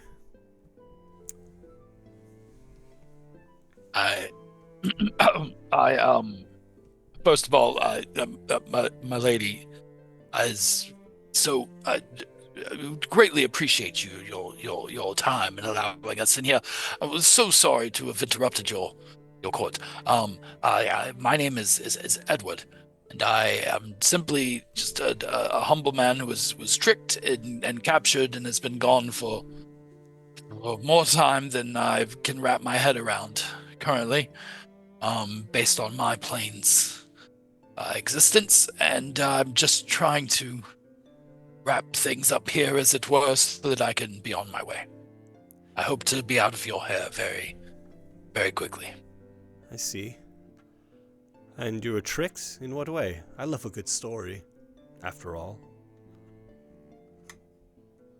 Oh, I was tricked into not leaving an area until I'd killed every living thing there, but I'm one of those things. But my new friends here helped me to slip away. And yet, you did not kill every living thing there, so there must have been more to the deal. Did it have to do with your other self? I honestly, I don't know what was different. I don't know why I was able to get out this time. And I'm just grateful that I did. I'm just trying to play dumb. Will you make a deception check, please? Good thing I'm real good at those. Here comes the win right here, guys. There it is. 9. I see. And what about this one? Durian? Your cousin?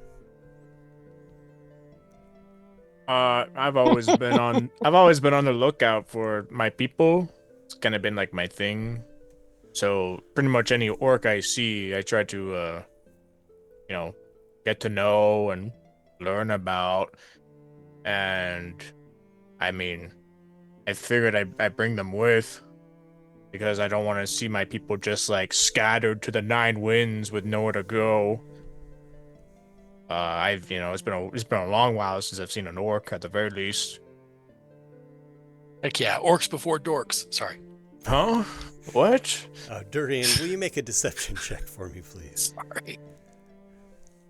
I'll just start rolling initiative You now. can make your check with advantage if you wish. Okay, I was about to say it's not really too deceitful. That is what I'm kind of doing. I'm not even gonna lobby for if it's persuasion or not because it's exactly the same skill. The same. Oh my god. You got this. You got this. Oh, You got this. I'm okay, You got liar. this. I'm okay, liar. I'm all right. A 16. And do you hold the same aversity to making good on my business deal? Would you not take the dead back to Master Theus?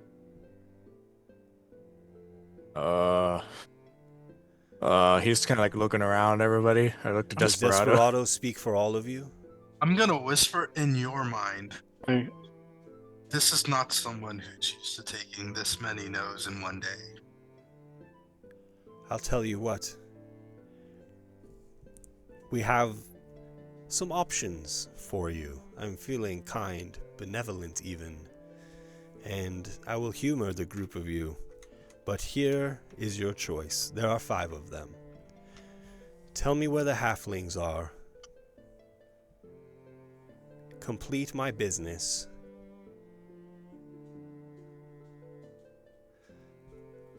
Or leave him.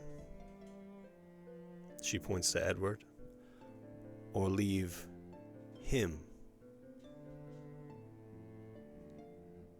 And I'll leave to your imagination what the 5th choice is. Don't. What was that? What'd you say, Joel? I don't think the 5th choice is the one to take. That's what you hear in all of your minds. I'm sorry to put you in this situation, but I cannot go back on my deal with Master Theus. You surely understand. Desperado, if it helps at all, just know that my oath is my own and not yours or anyone else's. All right. Well, I'm not too adverse to the whole corpse thing. I mean, I've killed a lot of things, so it's not like crazy to me. So like, I'm sure. I'm gonna have to find a lot of bodies, I guess. I don't know where to take it. You said that they're closer together. This in the normal place. So is there like a specific area I go to like go through? Yes, or... there's a cave to the east beyond the Canyon of Dry Scales. And that will come out of the mountains to the west of Nimnayala. It is no more than a half-day's trek once you reach the material plane. Okay. And I'm guessing we'll come back to get his thing reattached. His hand.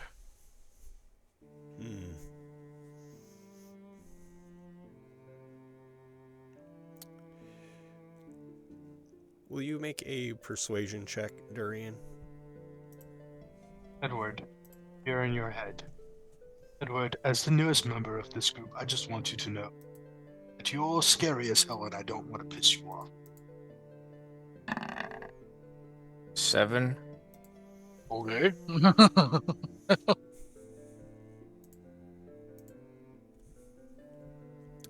A feeling he was thinking like, oh, maybe they're gonna leave me behind. That seems like the easiest option. It's one of them. I mean, the halfling camp that we don't know where the hell it's at. Listen, I mean, that's not bad either. Hey, you know.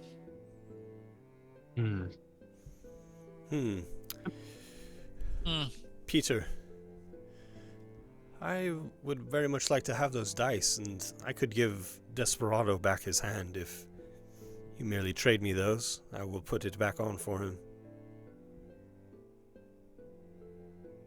Lady, since you're feeling so kind and generous today, and since I don't want to push my luck, how about we play for them? Ah, a game. I don't want to push my luck. Let's play for them. That's what I was thinking. I was thinking the same thing, Bodhi. So you win, you keep them, and Desperado gets his hand reattached. Of course. If I win, then I get the dice. And we'll have to wait.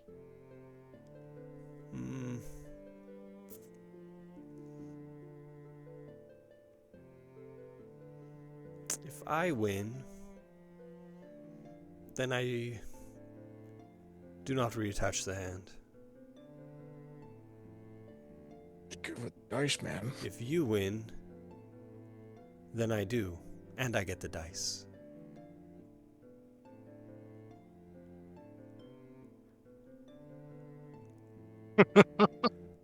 I think this just got worse. Did it not? It hasn't really. It's just the same. Well, of course. Wouldn't have it any other way. Very well. Then what say you? Just the high roll wins? Something simple? Why not, milady? Are these 2d6? This is one die Okay. that we're both rolling, Okay. and I control the outcome. Very well. Roll a d6, please. And what do you have your die turn up as? There was no rolling, Ben. I decide. What do you decide to have it turn up That's as? the magic of the dice. What do you decide to have it turn up as? I think if I make her roll a 1, she will, like, hold it against me. So I make it very close. Like, she rolls a 5 and I'll roll a 6. Okay. Can you put the magic item in the chat for me, please? Yes, of course. Oh man. I didn't think this would come into play at all. And here they are. You give me the dice, and I get your friend's hand attached. Turns into, you win the dice roll, you lose the dice, and your friend gets your hand attached. Well, there's no chance of me losing. That's the thing. Let's see. Sorry. Let me look it up. I don't think I ever wrote it down. What's it called, Joe? It's one of the minor, like, common magic items. Everyone frantically looks. Yes, please. But Because again, I never thought that it would come into actual play. I was like, this will never happen, you know. So, charlatan's dice. Charlatan's Die. Here, let me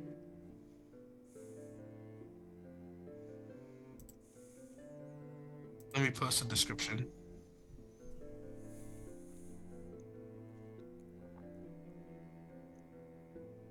Chat. this is a tuned common magic item? What the Okay. hell? So, Peter, what I need you to do for me is make a deception check with advantage, please. Okay.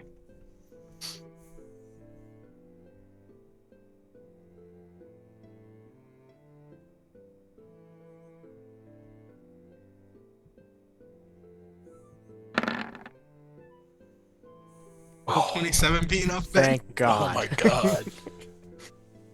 There it is.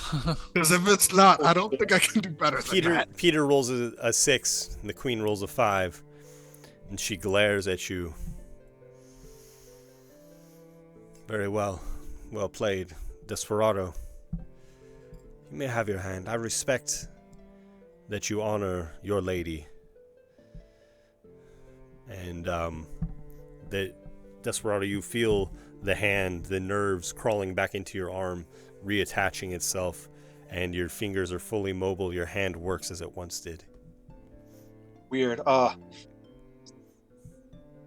give a deep bow to the lady and thank her, and then I might just recite a short prayer and to my lady for her the challenge that she has bestowed upon me, and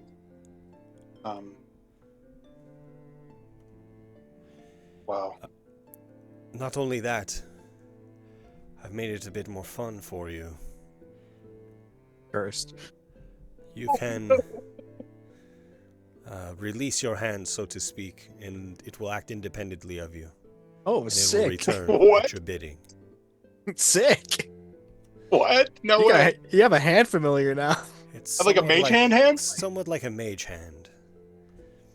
Oh God, That ain't that's bad. cool. I can You get can- on board. That's pretty cool, man. Paladins that- need cantrips, so that works. You can use that as a bonus Paladins. action. No way. That's pretty cool, Ben. Thank you. Then it can take actions that, like a mage hand or a hand would, independently of you, with its own action. Oh.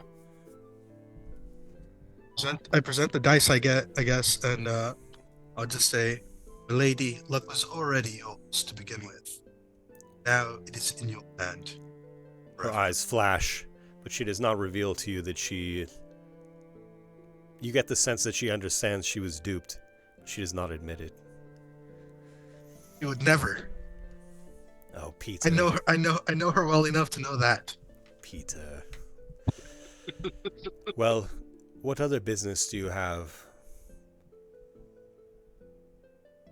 So you said the main party went to the city. Oh yes, they come and go as they wish now. It's just a Our rogue worlds band. are very close. Okay. Kind of it. I mean, I gotta go collect some corpses. So I guess I'll start doing that.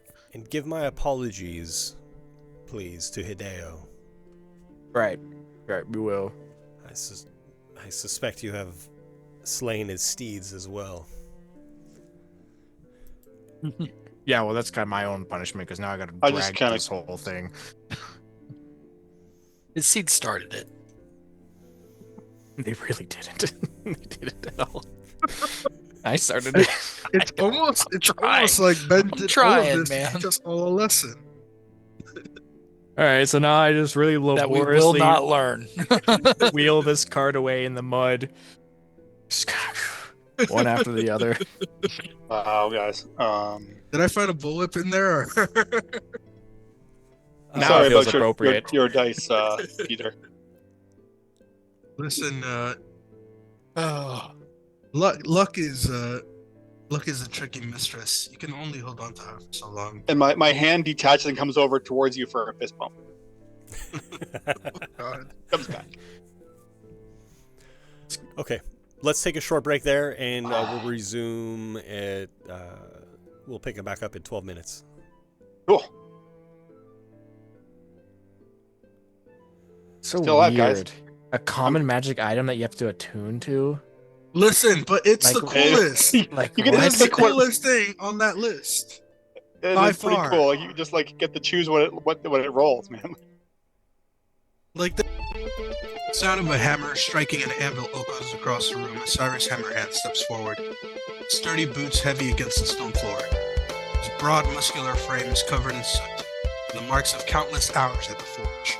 His gruff voice is steady, like the rhythmic pounding of a blacksmith. Ah, so you're curious about me, eh?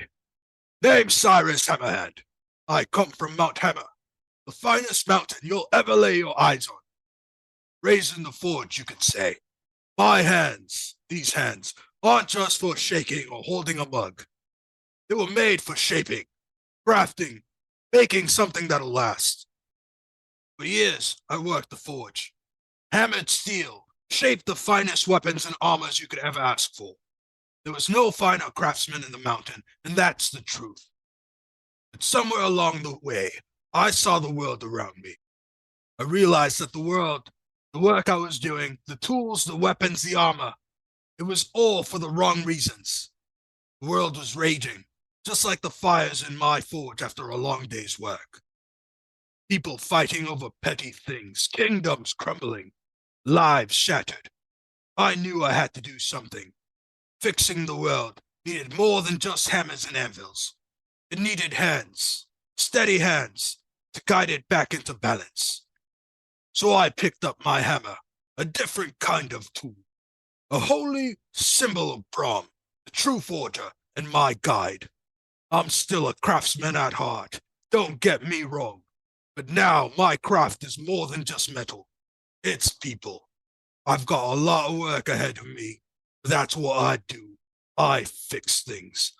I heal the wounds of the world, one hammer blow at a time, until it's whole again. And if you're ready to join me, well, there's always room for a few more hands in the forge.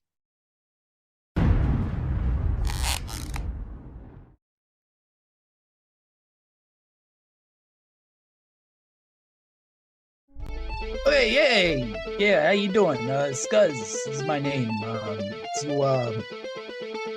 got a simple sort of life, sort of at the beginning. You know, I was born one of triplets, the youngest one. I got my brothers Scud and Skull.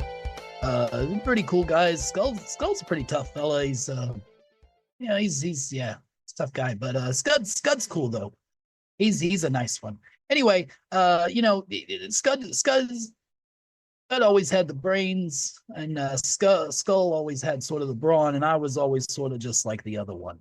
I've eventually sort of found my way though in our basic little goblin raiding clans is what the goblins do that can't really do much else of anything. So that's where I found myself doing some little raids, a little pillaging here and there, until one day I found this lovely little deck of cards amongst some things. Dug through one of the cards, started looking at them, went to pluck one out, and this other goblin fella in the raid group, he snatched them out from me, and he pulled one of the cards out. You know, that card turned into a beautiful, like, magical sword. He started swinging it around, started acting all tough about it, and showing off and everything. And somebody else grabs another one of the cards. He pulls one out, and but that one was weird though, because he pulled that one out, and this weird demon guy popped out and just smashed him, and then vanished. Strangest thing I ever saw. So I finally get the cards back. I pluck one out, and it just poof disappears out of nowhere. I felt this like weird sort of feeling in my brain, but like it didn't really do anything. And until later on that day, because for some reason I kept thinking to myself like something's weird about this, but I just too dang stupid to understand it. So I finally was just like, golly, I wish I knew what that thing was. And I wish I was just smart enough to understand how this magic stuff sort of works. And next thing I knew, it all made sense. I started seeing the weave, the magical energy of the world, but like seeing as it functions, like mechanically. And I'm able to manipulate it in these different ways now. I don't know why that wish I made sort of came true, like a magical sort of thing. Anyway, so after that happened, I left the clan. I did a little time as doing a little merchant shopping or a little merchant working, a little maintenance upkeep, things like that, and eventually found my way into adventuring. There's a lot of money in there. A lot of people need things and do that sort of thing, and you sort of help people out a little bit. So that's what I do now. I'm for hire if you need me too, by the way.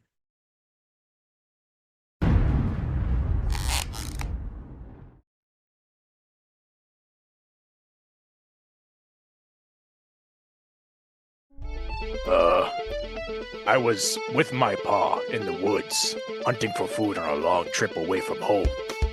I was gored by a boar, and I was a little confused, and I was very sad. I took his book he scratched letters into, so I could learn more about him. He didn't really talk a lot about anything. He was an orc of few words. I took his book and I headed to find someone smart that could help me understand what all these letters mean and what words they make. Nobody seemed to understand or make sense of the scratches except a mage who was up and coming, and he seemed like he could help me understand what was going on here. He said he could cast a spell that would help me learn, but it costs a lot of money, and I didn't have any money. So I went to go north to the New World in search of knowledge or money. And the first place I got to was a nice farm run by a nice old couple, the Hopkins. The man of the farm who ran it, he would give me some of his free time when he had it to help me learn how to read Common, which was, not what was in my father's book, as I learned later. But he couldn't give me all his time, so he had his son Kevin teach me. He was nice. He was pretty mean sometimes, but it was a good experience. Soon after, I left the farm to go wander and look for other orcs that have been spotted, and then maybe I could learn from them. I got some help from a small little goblin named Glasses. I helped him out once when he's getting stomped by some orcs, and some other goblins, and I asked him if he's seen any other orcs running around, and he seemed to let me know whenever he was in the area. I met some okay people I went to go do some jobs with, and then I just stuck with them when all my leads ran empty. There was a dwarf, a goblin guy, and like a weird wood elf that spoke funny. But cool.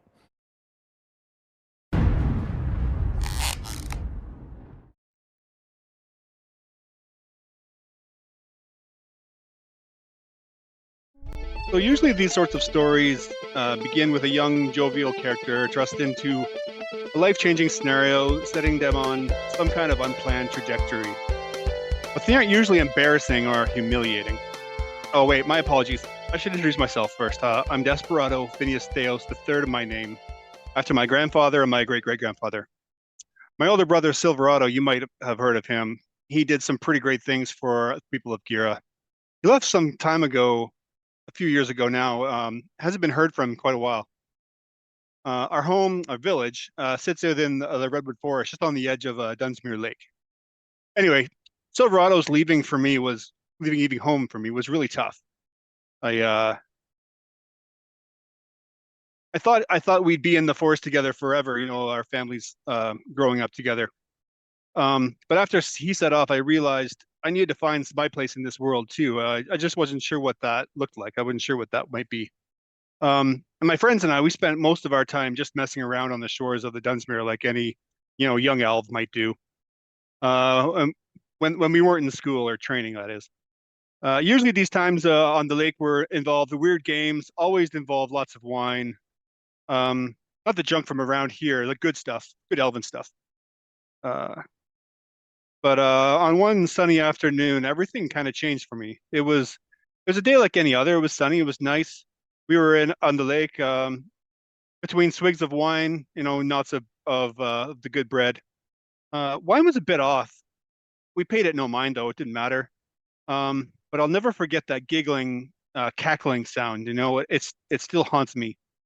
We were laying there with our dipping our toes in the water, staring at the sky.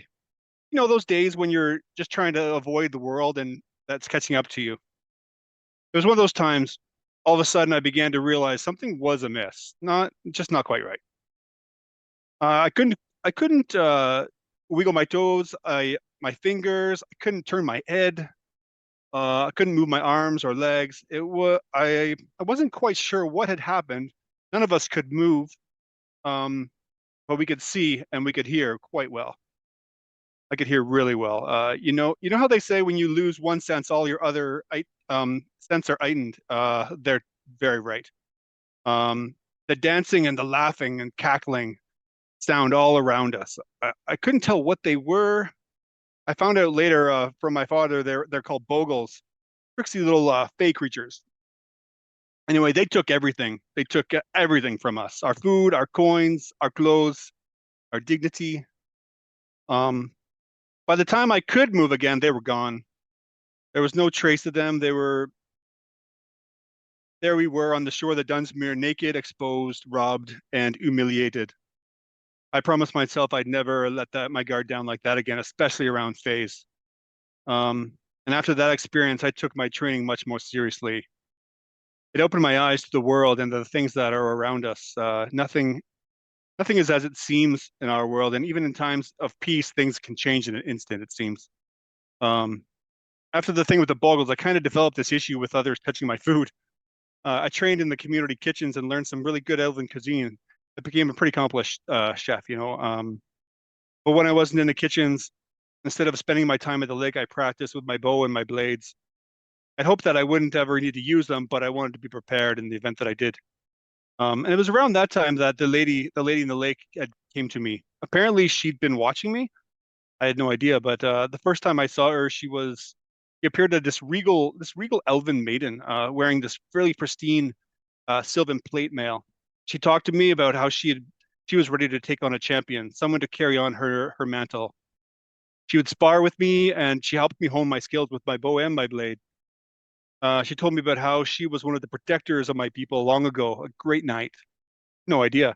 She fought in the great battle of the Redwood Forest, the one that gave Redwood its name. She was a real great warrior, and she fought bravely in that battle.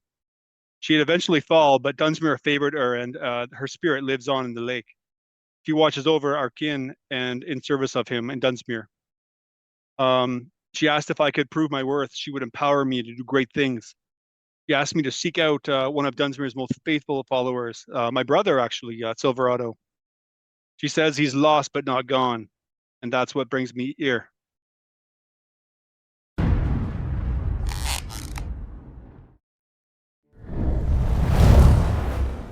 Yeah, maybe we just have the Soquel and Riverside just give us a little. We're back live, and we'll jump right back into the game here after your meeting with Lady Jude Harrows, and after several deals were struck. You are now making your way, hopefully back to the material plane by her direction. You'll follow the Trail of Dead, go past the Canyon of Scales, and into a cave. Peter, I think you have a good sense of the cave that Lady Jude is speaking of, so that the group of you would have some sense of how to get there. And so you find yourself on the Trail of Dead, and you're essentially picking through the corpses that are laid on the side of the trail.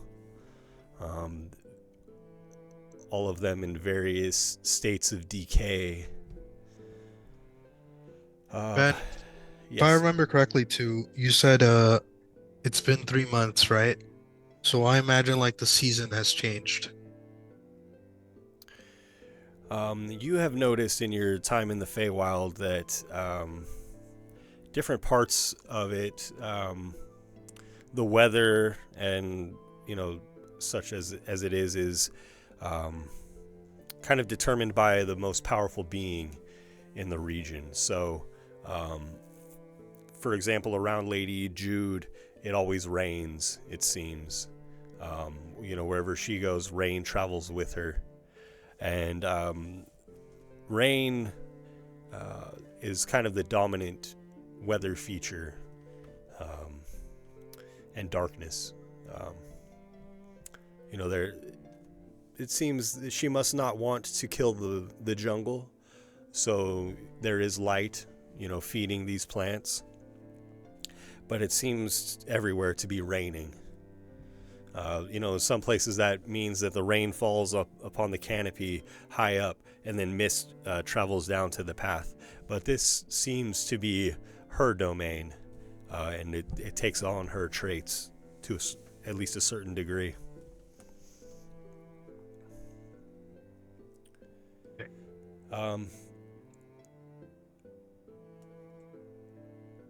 Will you all please make perception checks for me as you're basically rummaging through the dead. If you happen to be doing so, Desperado, you might not be engaged in that task.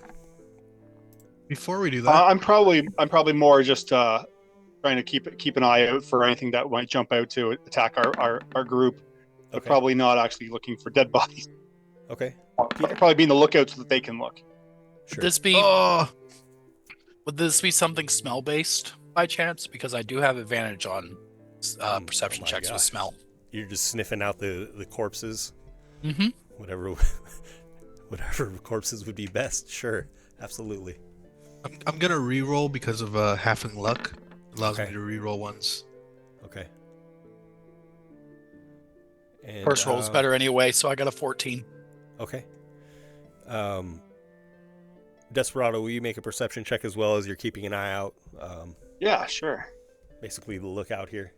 Before we do that, Ben, have we had a chance to take a short rest? Yes, a short rest elapsed during your time with the Queen. Absolutely. In that case, I'm gonna roll some hit dice because I'm Okay, hurt. please do. Yeah, everybody roll the hit dice that you need. I'll roll one. I'm good. I'm back to full. And then like a good little top off. Yeah, same. There. I'll get my head. I'll do any of that. Sorry, I'll let you. Oh, guys roll perfect. Edward, as you take on your feral senses and put them to the task here, you're drawn by a powerful stench, but it suddenly becomes overwhelming and engulfs you. Just this pure stench of death. Please make for me a Constitution saving throw. Okay. That's 6. As the group of you are looking about, Desperado, you notice Edward suddenly go rigid and fall to the ground, incapacitated. I rolled a 17. Do I also? Ah, jeez, here we go again. Let me get another character going. Edward. But he's like paralyzed, Ben.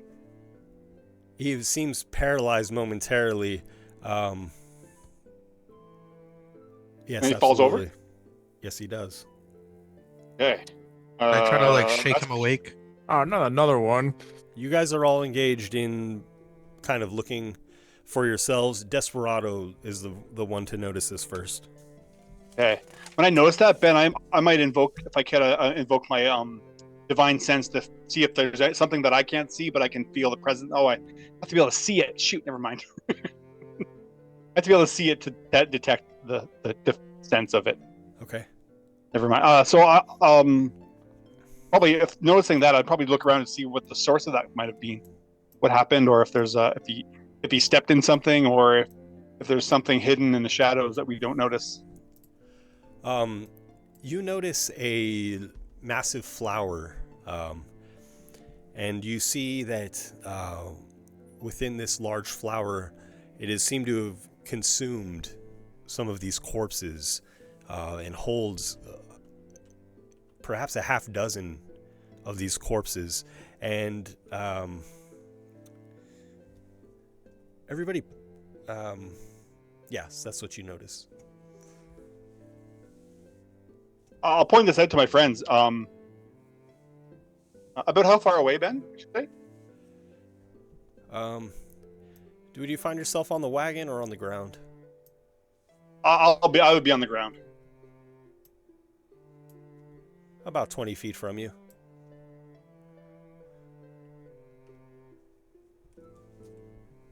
My friends, and I'll just kind of point out to the flower that seems to be some sort of carnivorous plant eating.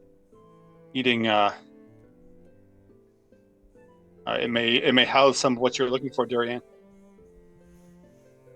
Oh, it smells like my fruit. I'm gonna walk on over. But look, don't get too close, and I'll gesture towards our friend Edward, who has fallen prone for some reason, perhaps some spores or something that are coming off of this plant. I'm gonna take the staff I have in my backpack. It's pretty much like it was my walking stick.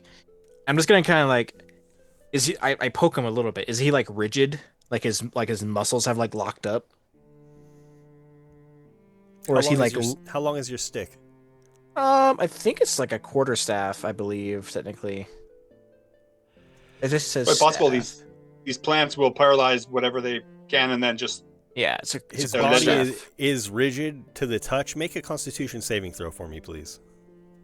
I was just gonna like try and like hook my staff through like an armhole and like kind of like drag him across the dirt to me. As you try to, the stench is just unbearable and overwhelms you. I smelt durians in 95-degree Fahrenheit dry heat. You think this is anything to me? Just pull him away. I got 17. Okay, you move to try to pull him away. I smell durian in 95-degree weather. Tentacles Dry heat. from this flower lash out at you violently, trying to strike you, Durian. Everybody, please roll initiative. Hey, what? This fauna sucks. It's a 19 for me. This fauna ain't too funny or fun to be around. yeah. Solid. Good, Joel. That's got like skulls picking out of it.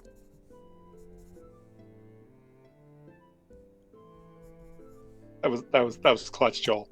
Yeah. Should I roll too? I dropped it so bad, and then I try to pick it up.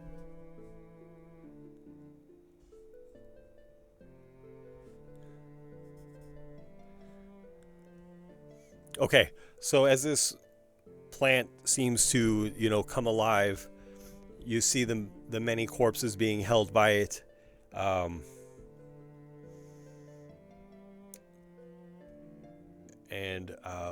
sorry, first is Peter. You may act first. You guys should all be able to see the map. Ooh. Yes.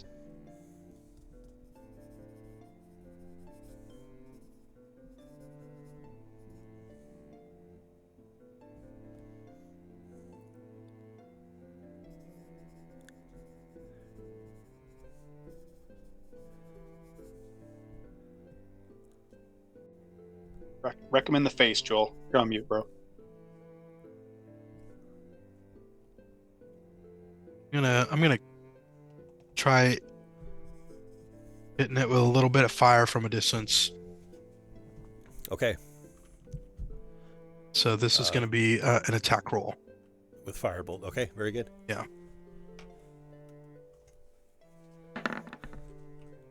26. 26 hits. Perfect. And this is going to be 5th level, so 2 dice for 10 damage. Okay. And that'll be the end of my turn. Nice, man. Does it seem to affect it in any strange way? The flower is very wet from the rain. It does deal damage. Okay. It doesn't seem to be weak to this kind of magic or anything like that. After Peter is Desperado. Feeling the new sensation of having my hand with me, Ben, I instinctively grab my bow and knock a couple of arrows. In doing so, I recite a short incantation to my lady as I cast my divine favor, reaching out for her guidance on this. And then I will loose 2 arrows at this carnivorous plant. Okay. Before it tries to swallow my friends. It is a large and easy target. Is it? Okay. Okay. Where is it? There it is. All right. Sure, I don't have advantage on. Okay, here it comes. My bow for a 19 to hit. Hits. Yeah. Gonna be 3 radiant damage and 5 piercing damage on the first arrow. Okay. And then with the second, come on, where is it? That's probably missed. 12 to hit? A 12 will hit. Ooh, take it. For another 10 piercing damage and 1 radiant damage. Okay, very good. Is that all? With that, I will just back off a little bit, maybe taking cover by the wagon. Okay. The foul stench grows more powerful, and it seems the flower seems to heave, and one of the corpses spews forward, covered in some kind of plant mucus or sap, and it immediately animates as a zombie next to you, Durian. Oh. And from the flower, its tentacles lash out at you. Thorned, they whip at you, Durian. Hey, leave me alone. It hits. 23. I have a terrible feeling. And please make a Constitution saving throw. You'll take 10 bludgeoning damage as the vine whips into you. Take 10. A second tentacle whips at you. Please don't. For 13 will miss. Oh, thank you. The third tentacle will miss as well. As the zombie animates, it pulls itself up from the ground and slams into you, Durian. For 10 will miss. Oh, hey, you're going in the cart. Edward, you come back to consciousness, but the foul stench is still overwhelming you. As you start your turn, please make a Constitution saving throw. Poor Chris. Petrified and stunned. Yeah, it's one thing after another. 17. You bury the smell, and you can act. Okay, great. Edward will stand up. He sees this writhing, aggressive plant. Sees this zombie start to stand up, and realizes that we're in a bit of a pickle. And as such, he is going to go ahead and shift into his wolf form, and then he will use his bonus action to drag his claws across his chest and activate this Crimson Right on his unarmed strikes, taking Jesus. 5 points of damage in the process. Okay. And that's all I can do for this turn, because that's my action and bonus action, but he's going to just square up, ready to go. Okay, very good. After Edward is Kevin. He hears the commotion and comes rushing around up the path, and kind of now with holds armor. his nose as he rushes forward with his sword, swinging his long sword. He does not have advantage. I'll turn that off afterward. And the second hit does hit the corpse flower for 10 damage. After Kevin is Durian. Yeah, you got it. I'm gonna get this little guy first, and I'm just gonna kind of just try and bludgeon this zombie in like the chest and such, and just take him out. I'm not trying to like horribly maim it, because I am going to throw this guy on the pile on the cart after we're done. But you know, if he dies horribly, it's not too bad. Do 2 hammer attacks to get him. Ooh, okay. A 17 and a crit. Nice. Both hit. Nice, Bodhi. Okay, the normal one is 8. Just on the rage again. That's fine. It's okay. I don't even know if I want to do it. And the crit is, I believe I have it written down already. So 13 for the other one.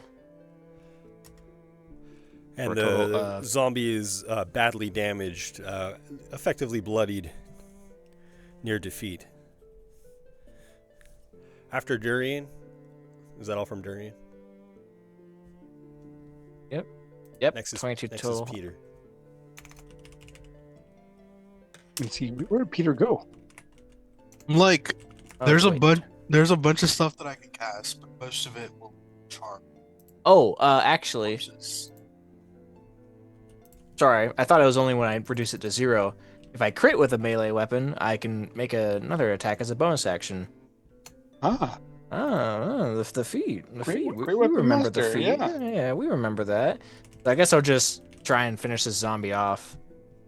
Just get it close. With one last one. 425, which is just another 8. Now I'm done. So I need to less damage is radiant from a critical hit. This damage is not from a critical hit. So I need to beat a DC of 13, 6. The zombie is slain, falls to the ground. I got it. After Durian is Peter. Flower is still there. Yes. In its location, I summon a ball of flame. I'm going to cast a spell I casted earlier. Sphere.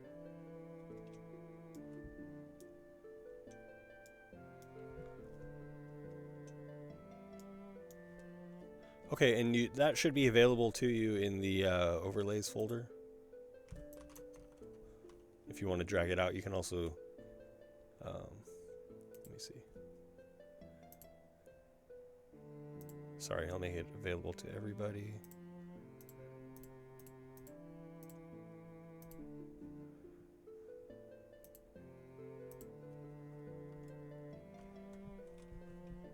So, and that takes effect when the creature ends its turn.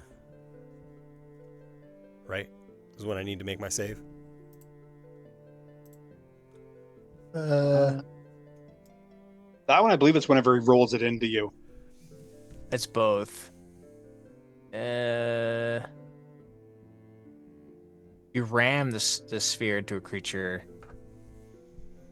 So that would be using the bonus action. Yeah, so? you can do that, yeah. And then you'd roll another save on your turn. So you're rolling 2, pretty much. So you cast it, then he moves The save on turn is at the end of the turn. Yes. So you would cast it and then ram it. Joel, you're muted. And then you make the save on this turn. And then when you go onto your turn with the flower, then you would make I'm another. casting it as an action. I'm using my bonus action to ram it into the its space, and then on subsequent turns, if it does not move, it needs to make a save. If it moves, it can get out of the area of the sphere. 4 fails. So that's going to be 2d6.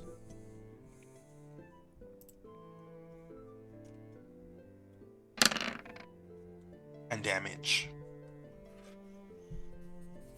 Okay. Is that all from Peter? I'm going to use my movement to further. Where am I? Don't see myself. Oh, okay, I see. If I can. I want to get closer to my allies without getting closer to him. Okay. I'll move right there. All right. After Peter is Desperado. So keeping kind of where I am, I'm just gonna loose a couple more arrows at this thing from the vantage point I have. Lost my browser. What happened? Roll 20 just disappeared on me. Break.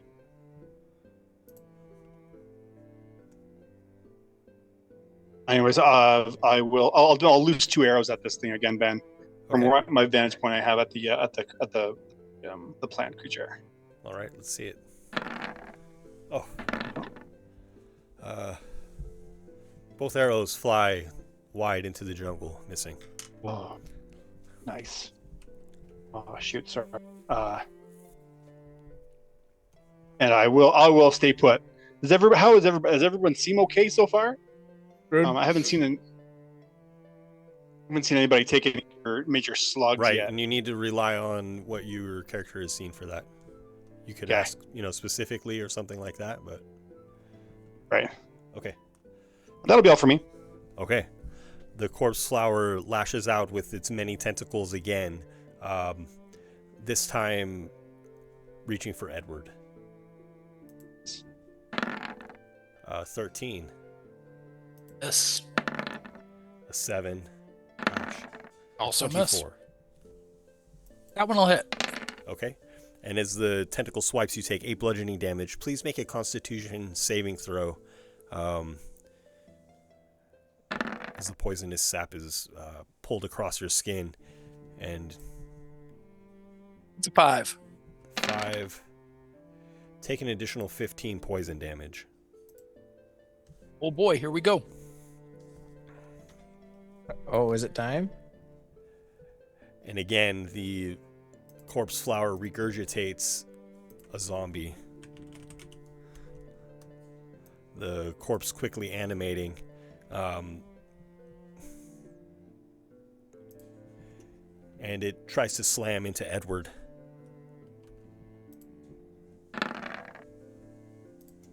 An 11. Miss. Next is Edward. Okay. Hang on a second.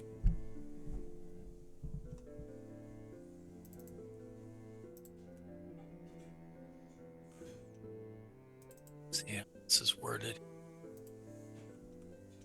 Start your turn with your hit points and half your point maximum. You must succeed a DC 8 wisdom saving throw or move directly towards the nearest creature and use the attack action against that creature. Okay. I took resilient wisdom, so I have a +5. So as long as I don't roll a 1 or a 2, we're good. Rolled 3. Very close. That's an 8. That passes. Okay. Wayne's winning, man. So, Edward is going to lash directly out at the plant in front of him. Got a 18. Will hit.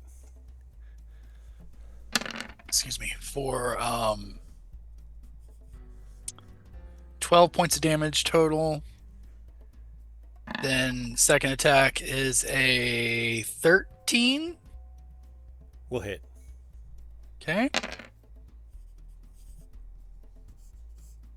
God, I wish I rolled this poorly when I was damaging myself. 8 points total, and then he gets his bonus action, unarmed strike. For a 15. Will hit. Come on, give me something good.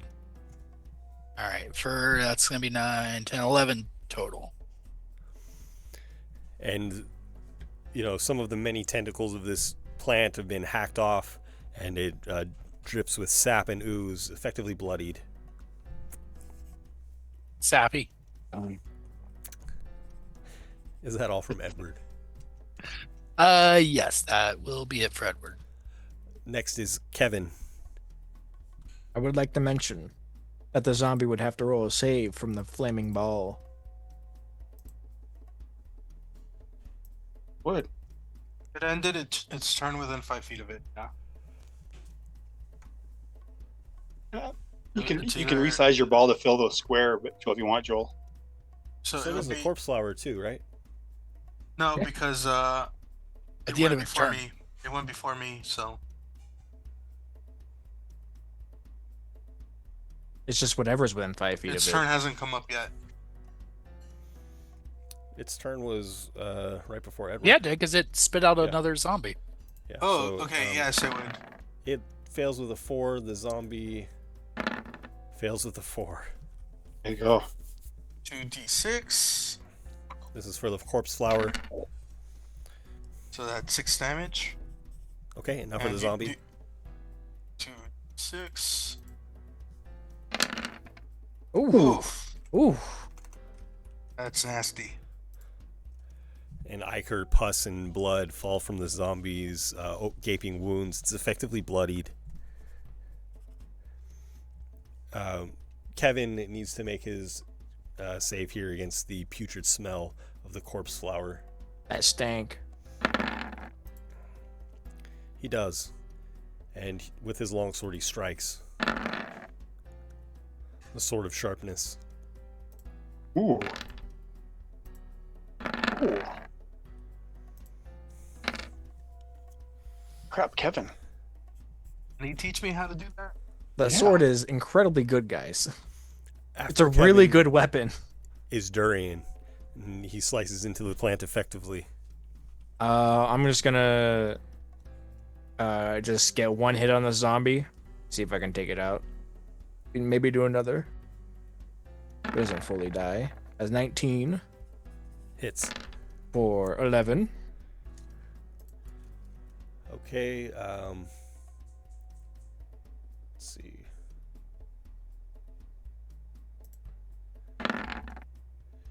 And the zombie seems to falter for a moment, but then staggers again upright.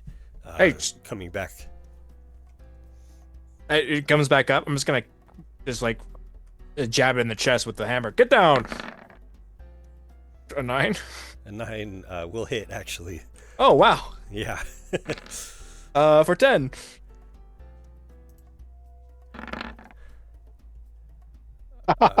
DC is 15. It's 5 plus the damage, so the zombie continues to stagger Oh my towards you. God. Still up. Okay, so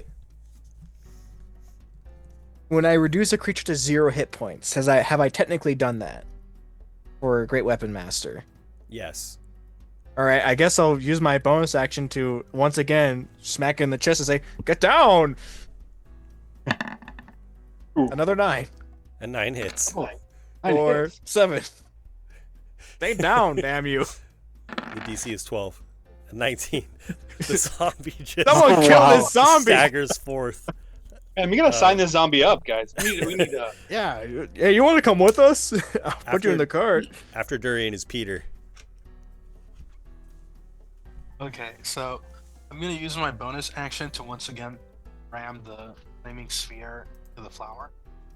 So I'm gonna need another dexterity save.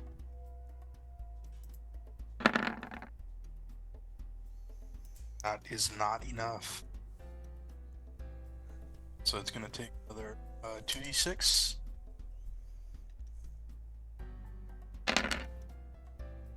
For 7. Okay. Is it looking any worse for Werewolf? It has taken a significant amount of damage. I'm going to raise my hand once more. Cast Firebolt.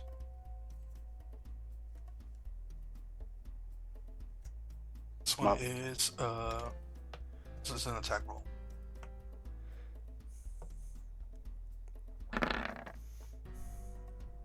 Oh. I reroll now. You get to reroll ones. Oh my goodness. Okay. Oh, you don't reroll twos though. Oh my god. The firebolt soars over the corpse flower. Is that all for Peter? Listen, you can't hit them all, you know? Yeah, you know. Indeed. That's gonna be it for me. Next is Desperado. Looks like I can get in here next to my friend Durian and Kevin. I'm gonna make my way up here, and as I do, I'm gonna draw my rapier and just stow my bow for the time being. And come in at this zombie with my rapier. Okay. Am I in the radius of the stench that comes off of this plant, or not quite? The stench is overwhelming. Okay. But I'm not calling for a check. Oh, okay. Okay. Unless I'll come in and try and skewer this zombie twice in the face. On the first natural one, so that's a miss. That will miss. Roll 2. Hey, look at that. 9 to hit. Will miss. Or I'm sorry. That will hit. For what's that? 7 piercing and 3 radiant damage. You're just so used to seeing a single digit and like, yes, that's like that's not gonna do it. Single digits miss for sure. So 10 damage. So this is a DC 15 check. 3 of it was radiant. Thank you, awesome. Bodhi. So in that sense, so I'm sorry, the radiant damage does defeat this zombie as it falls to the ground. The radiant energy ripping it apart. Oh, no way. So, well awesome. done. Sorry, I thought you made your save again, but I was cheering. I know. Yeah, my bad. I was no happy save to. if it takes radiant damage. Thank you for I calling should be that out, cheering for the opponent, but like this zombie yeah. should be dead five hits ago. I remember from my time DMing. I used Um, zombies before. The corpse flower spits out another corpse. The zombie quickly animating amidst Another the group one. of you. With a grinder. And with its many tentacles, it lashes out again at Edward. Yeah, that's cool. 19. Yep. Please make a Constitution saving throw. 7 bludgeoning damage from the tentacle. And it tries to poison you. Evan's about to get scratched. What did you do to this thing, man? Please take 18 poison damage. I am unconscious. Okay. It turns its attention to Desperado, who has just approached, and lashes out with its long tentacles, reaching over its zombie minion. 9 will miss. 25 is a critical hit. Ooh. Mark. Okay. Ooh, that's bad. Ben doesn't hit me much, but when Ben hits me, he crits me. It's good. So That's the way it crits are max damage plus 1. Yeah. Okay. So you will take 15 bludgeoning damage. Okay. Or excuse me, 14 bludgeoning damage, and then please Okay. make a Constitution saving throw. Okay. Sorry, so 15 bludgeoning damage first, right? You said? 14. Yes. 14. Here, I'll do that first. So that puts me at 30. Oh, I'm sorry, 15 because it's plus 1. I'm sorry. Yeah. Yeah. 15 No, it's okay. bludgeoning. That puts me at 29. And then con save. If you ever need to make a con save, this seems like a good one to make. I might use my inspiration to make this con save. Okay. Yeah, you know. Ooh, a 12 and then a 25. Nice. Okay. Clutch comes through. I never doubted you. Thank you. And you're able to just heave the tentacle off before it poisons you. Yeah. The zombie, though, tries to slam into you, Desperado. Sure. A 15. 15 miss. Thank you. And then problem. next is Edward. So if they end their turn there, they're gonna take another 2d6. Keep forgetting that. Thank you. Okay. Sorry. Oh, a 7. Wow. I mean, can a flower move that much? 3. So this one is gonna be for the flower. I mean, you wouldn't think so. Clearly not. That's 8 fire damage for the flower. Okay. Only flower I've seen move was a Venus flytrap. And 4 for the zombie. Okay, then Edward is next. Successful death save. Okay. Right. After Edward is Kevin.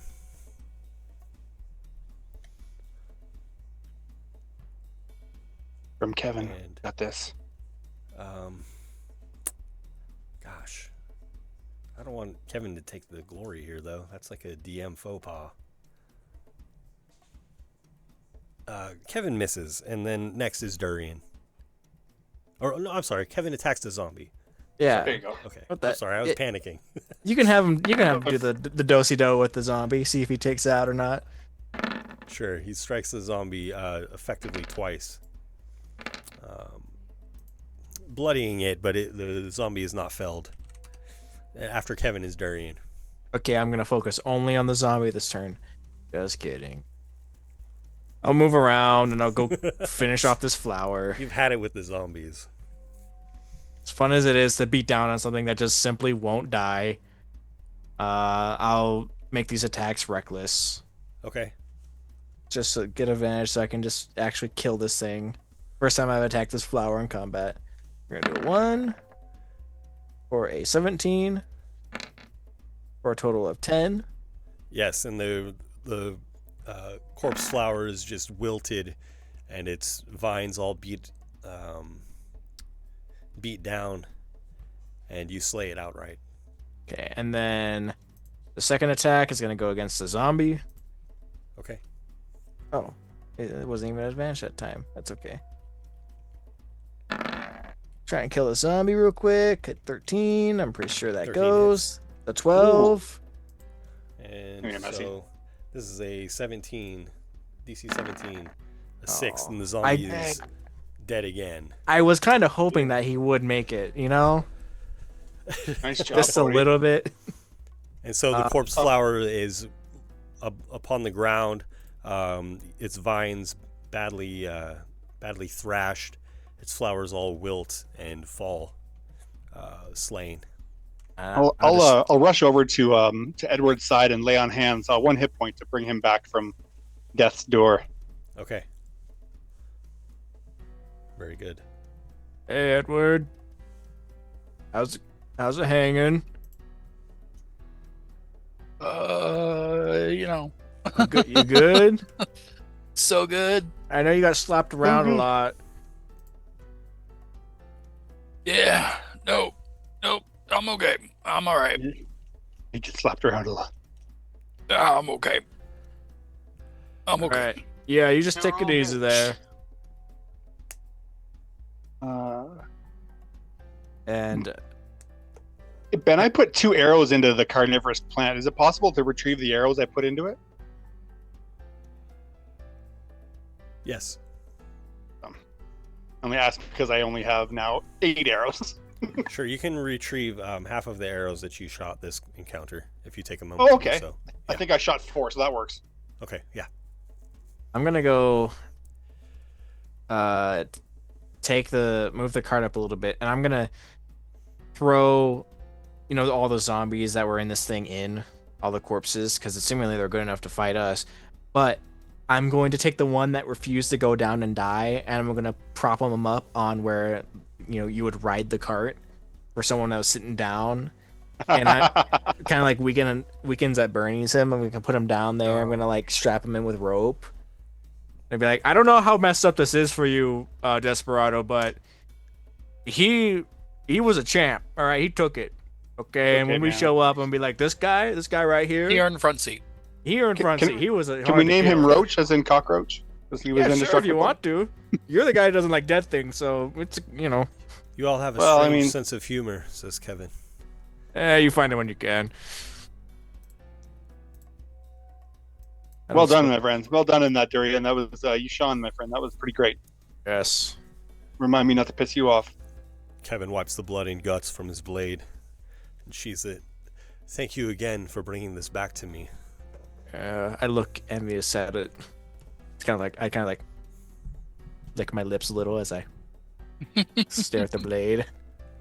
Just like, it's a good sword. Maybe just if I just kind of look at it every time.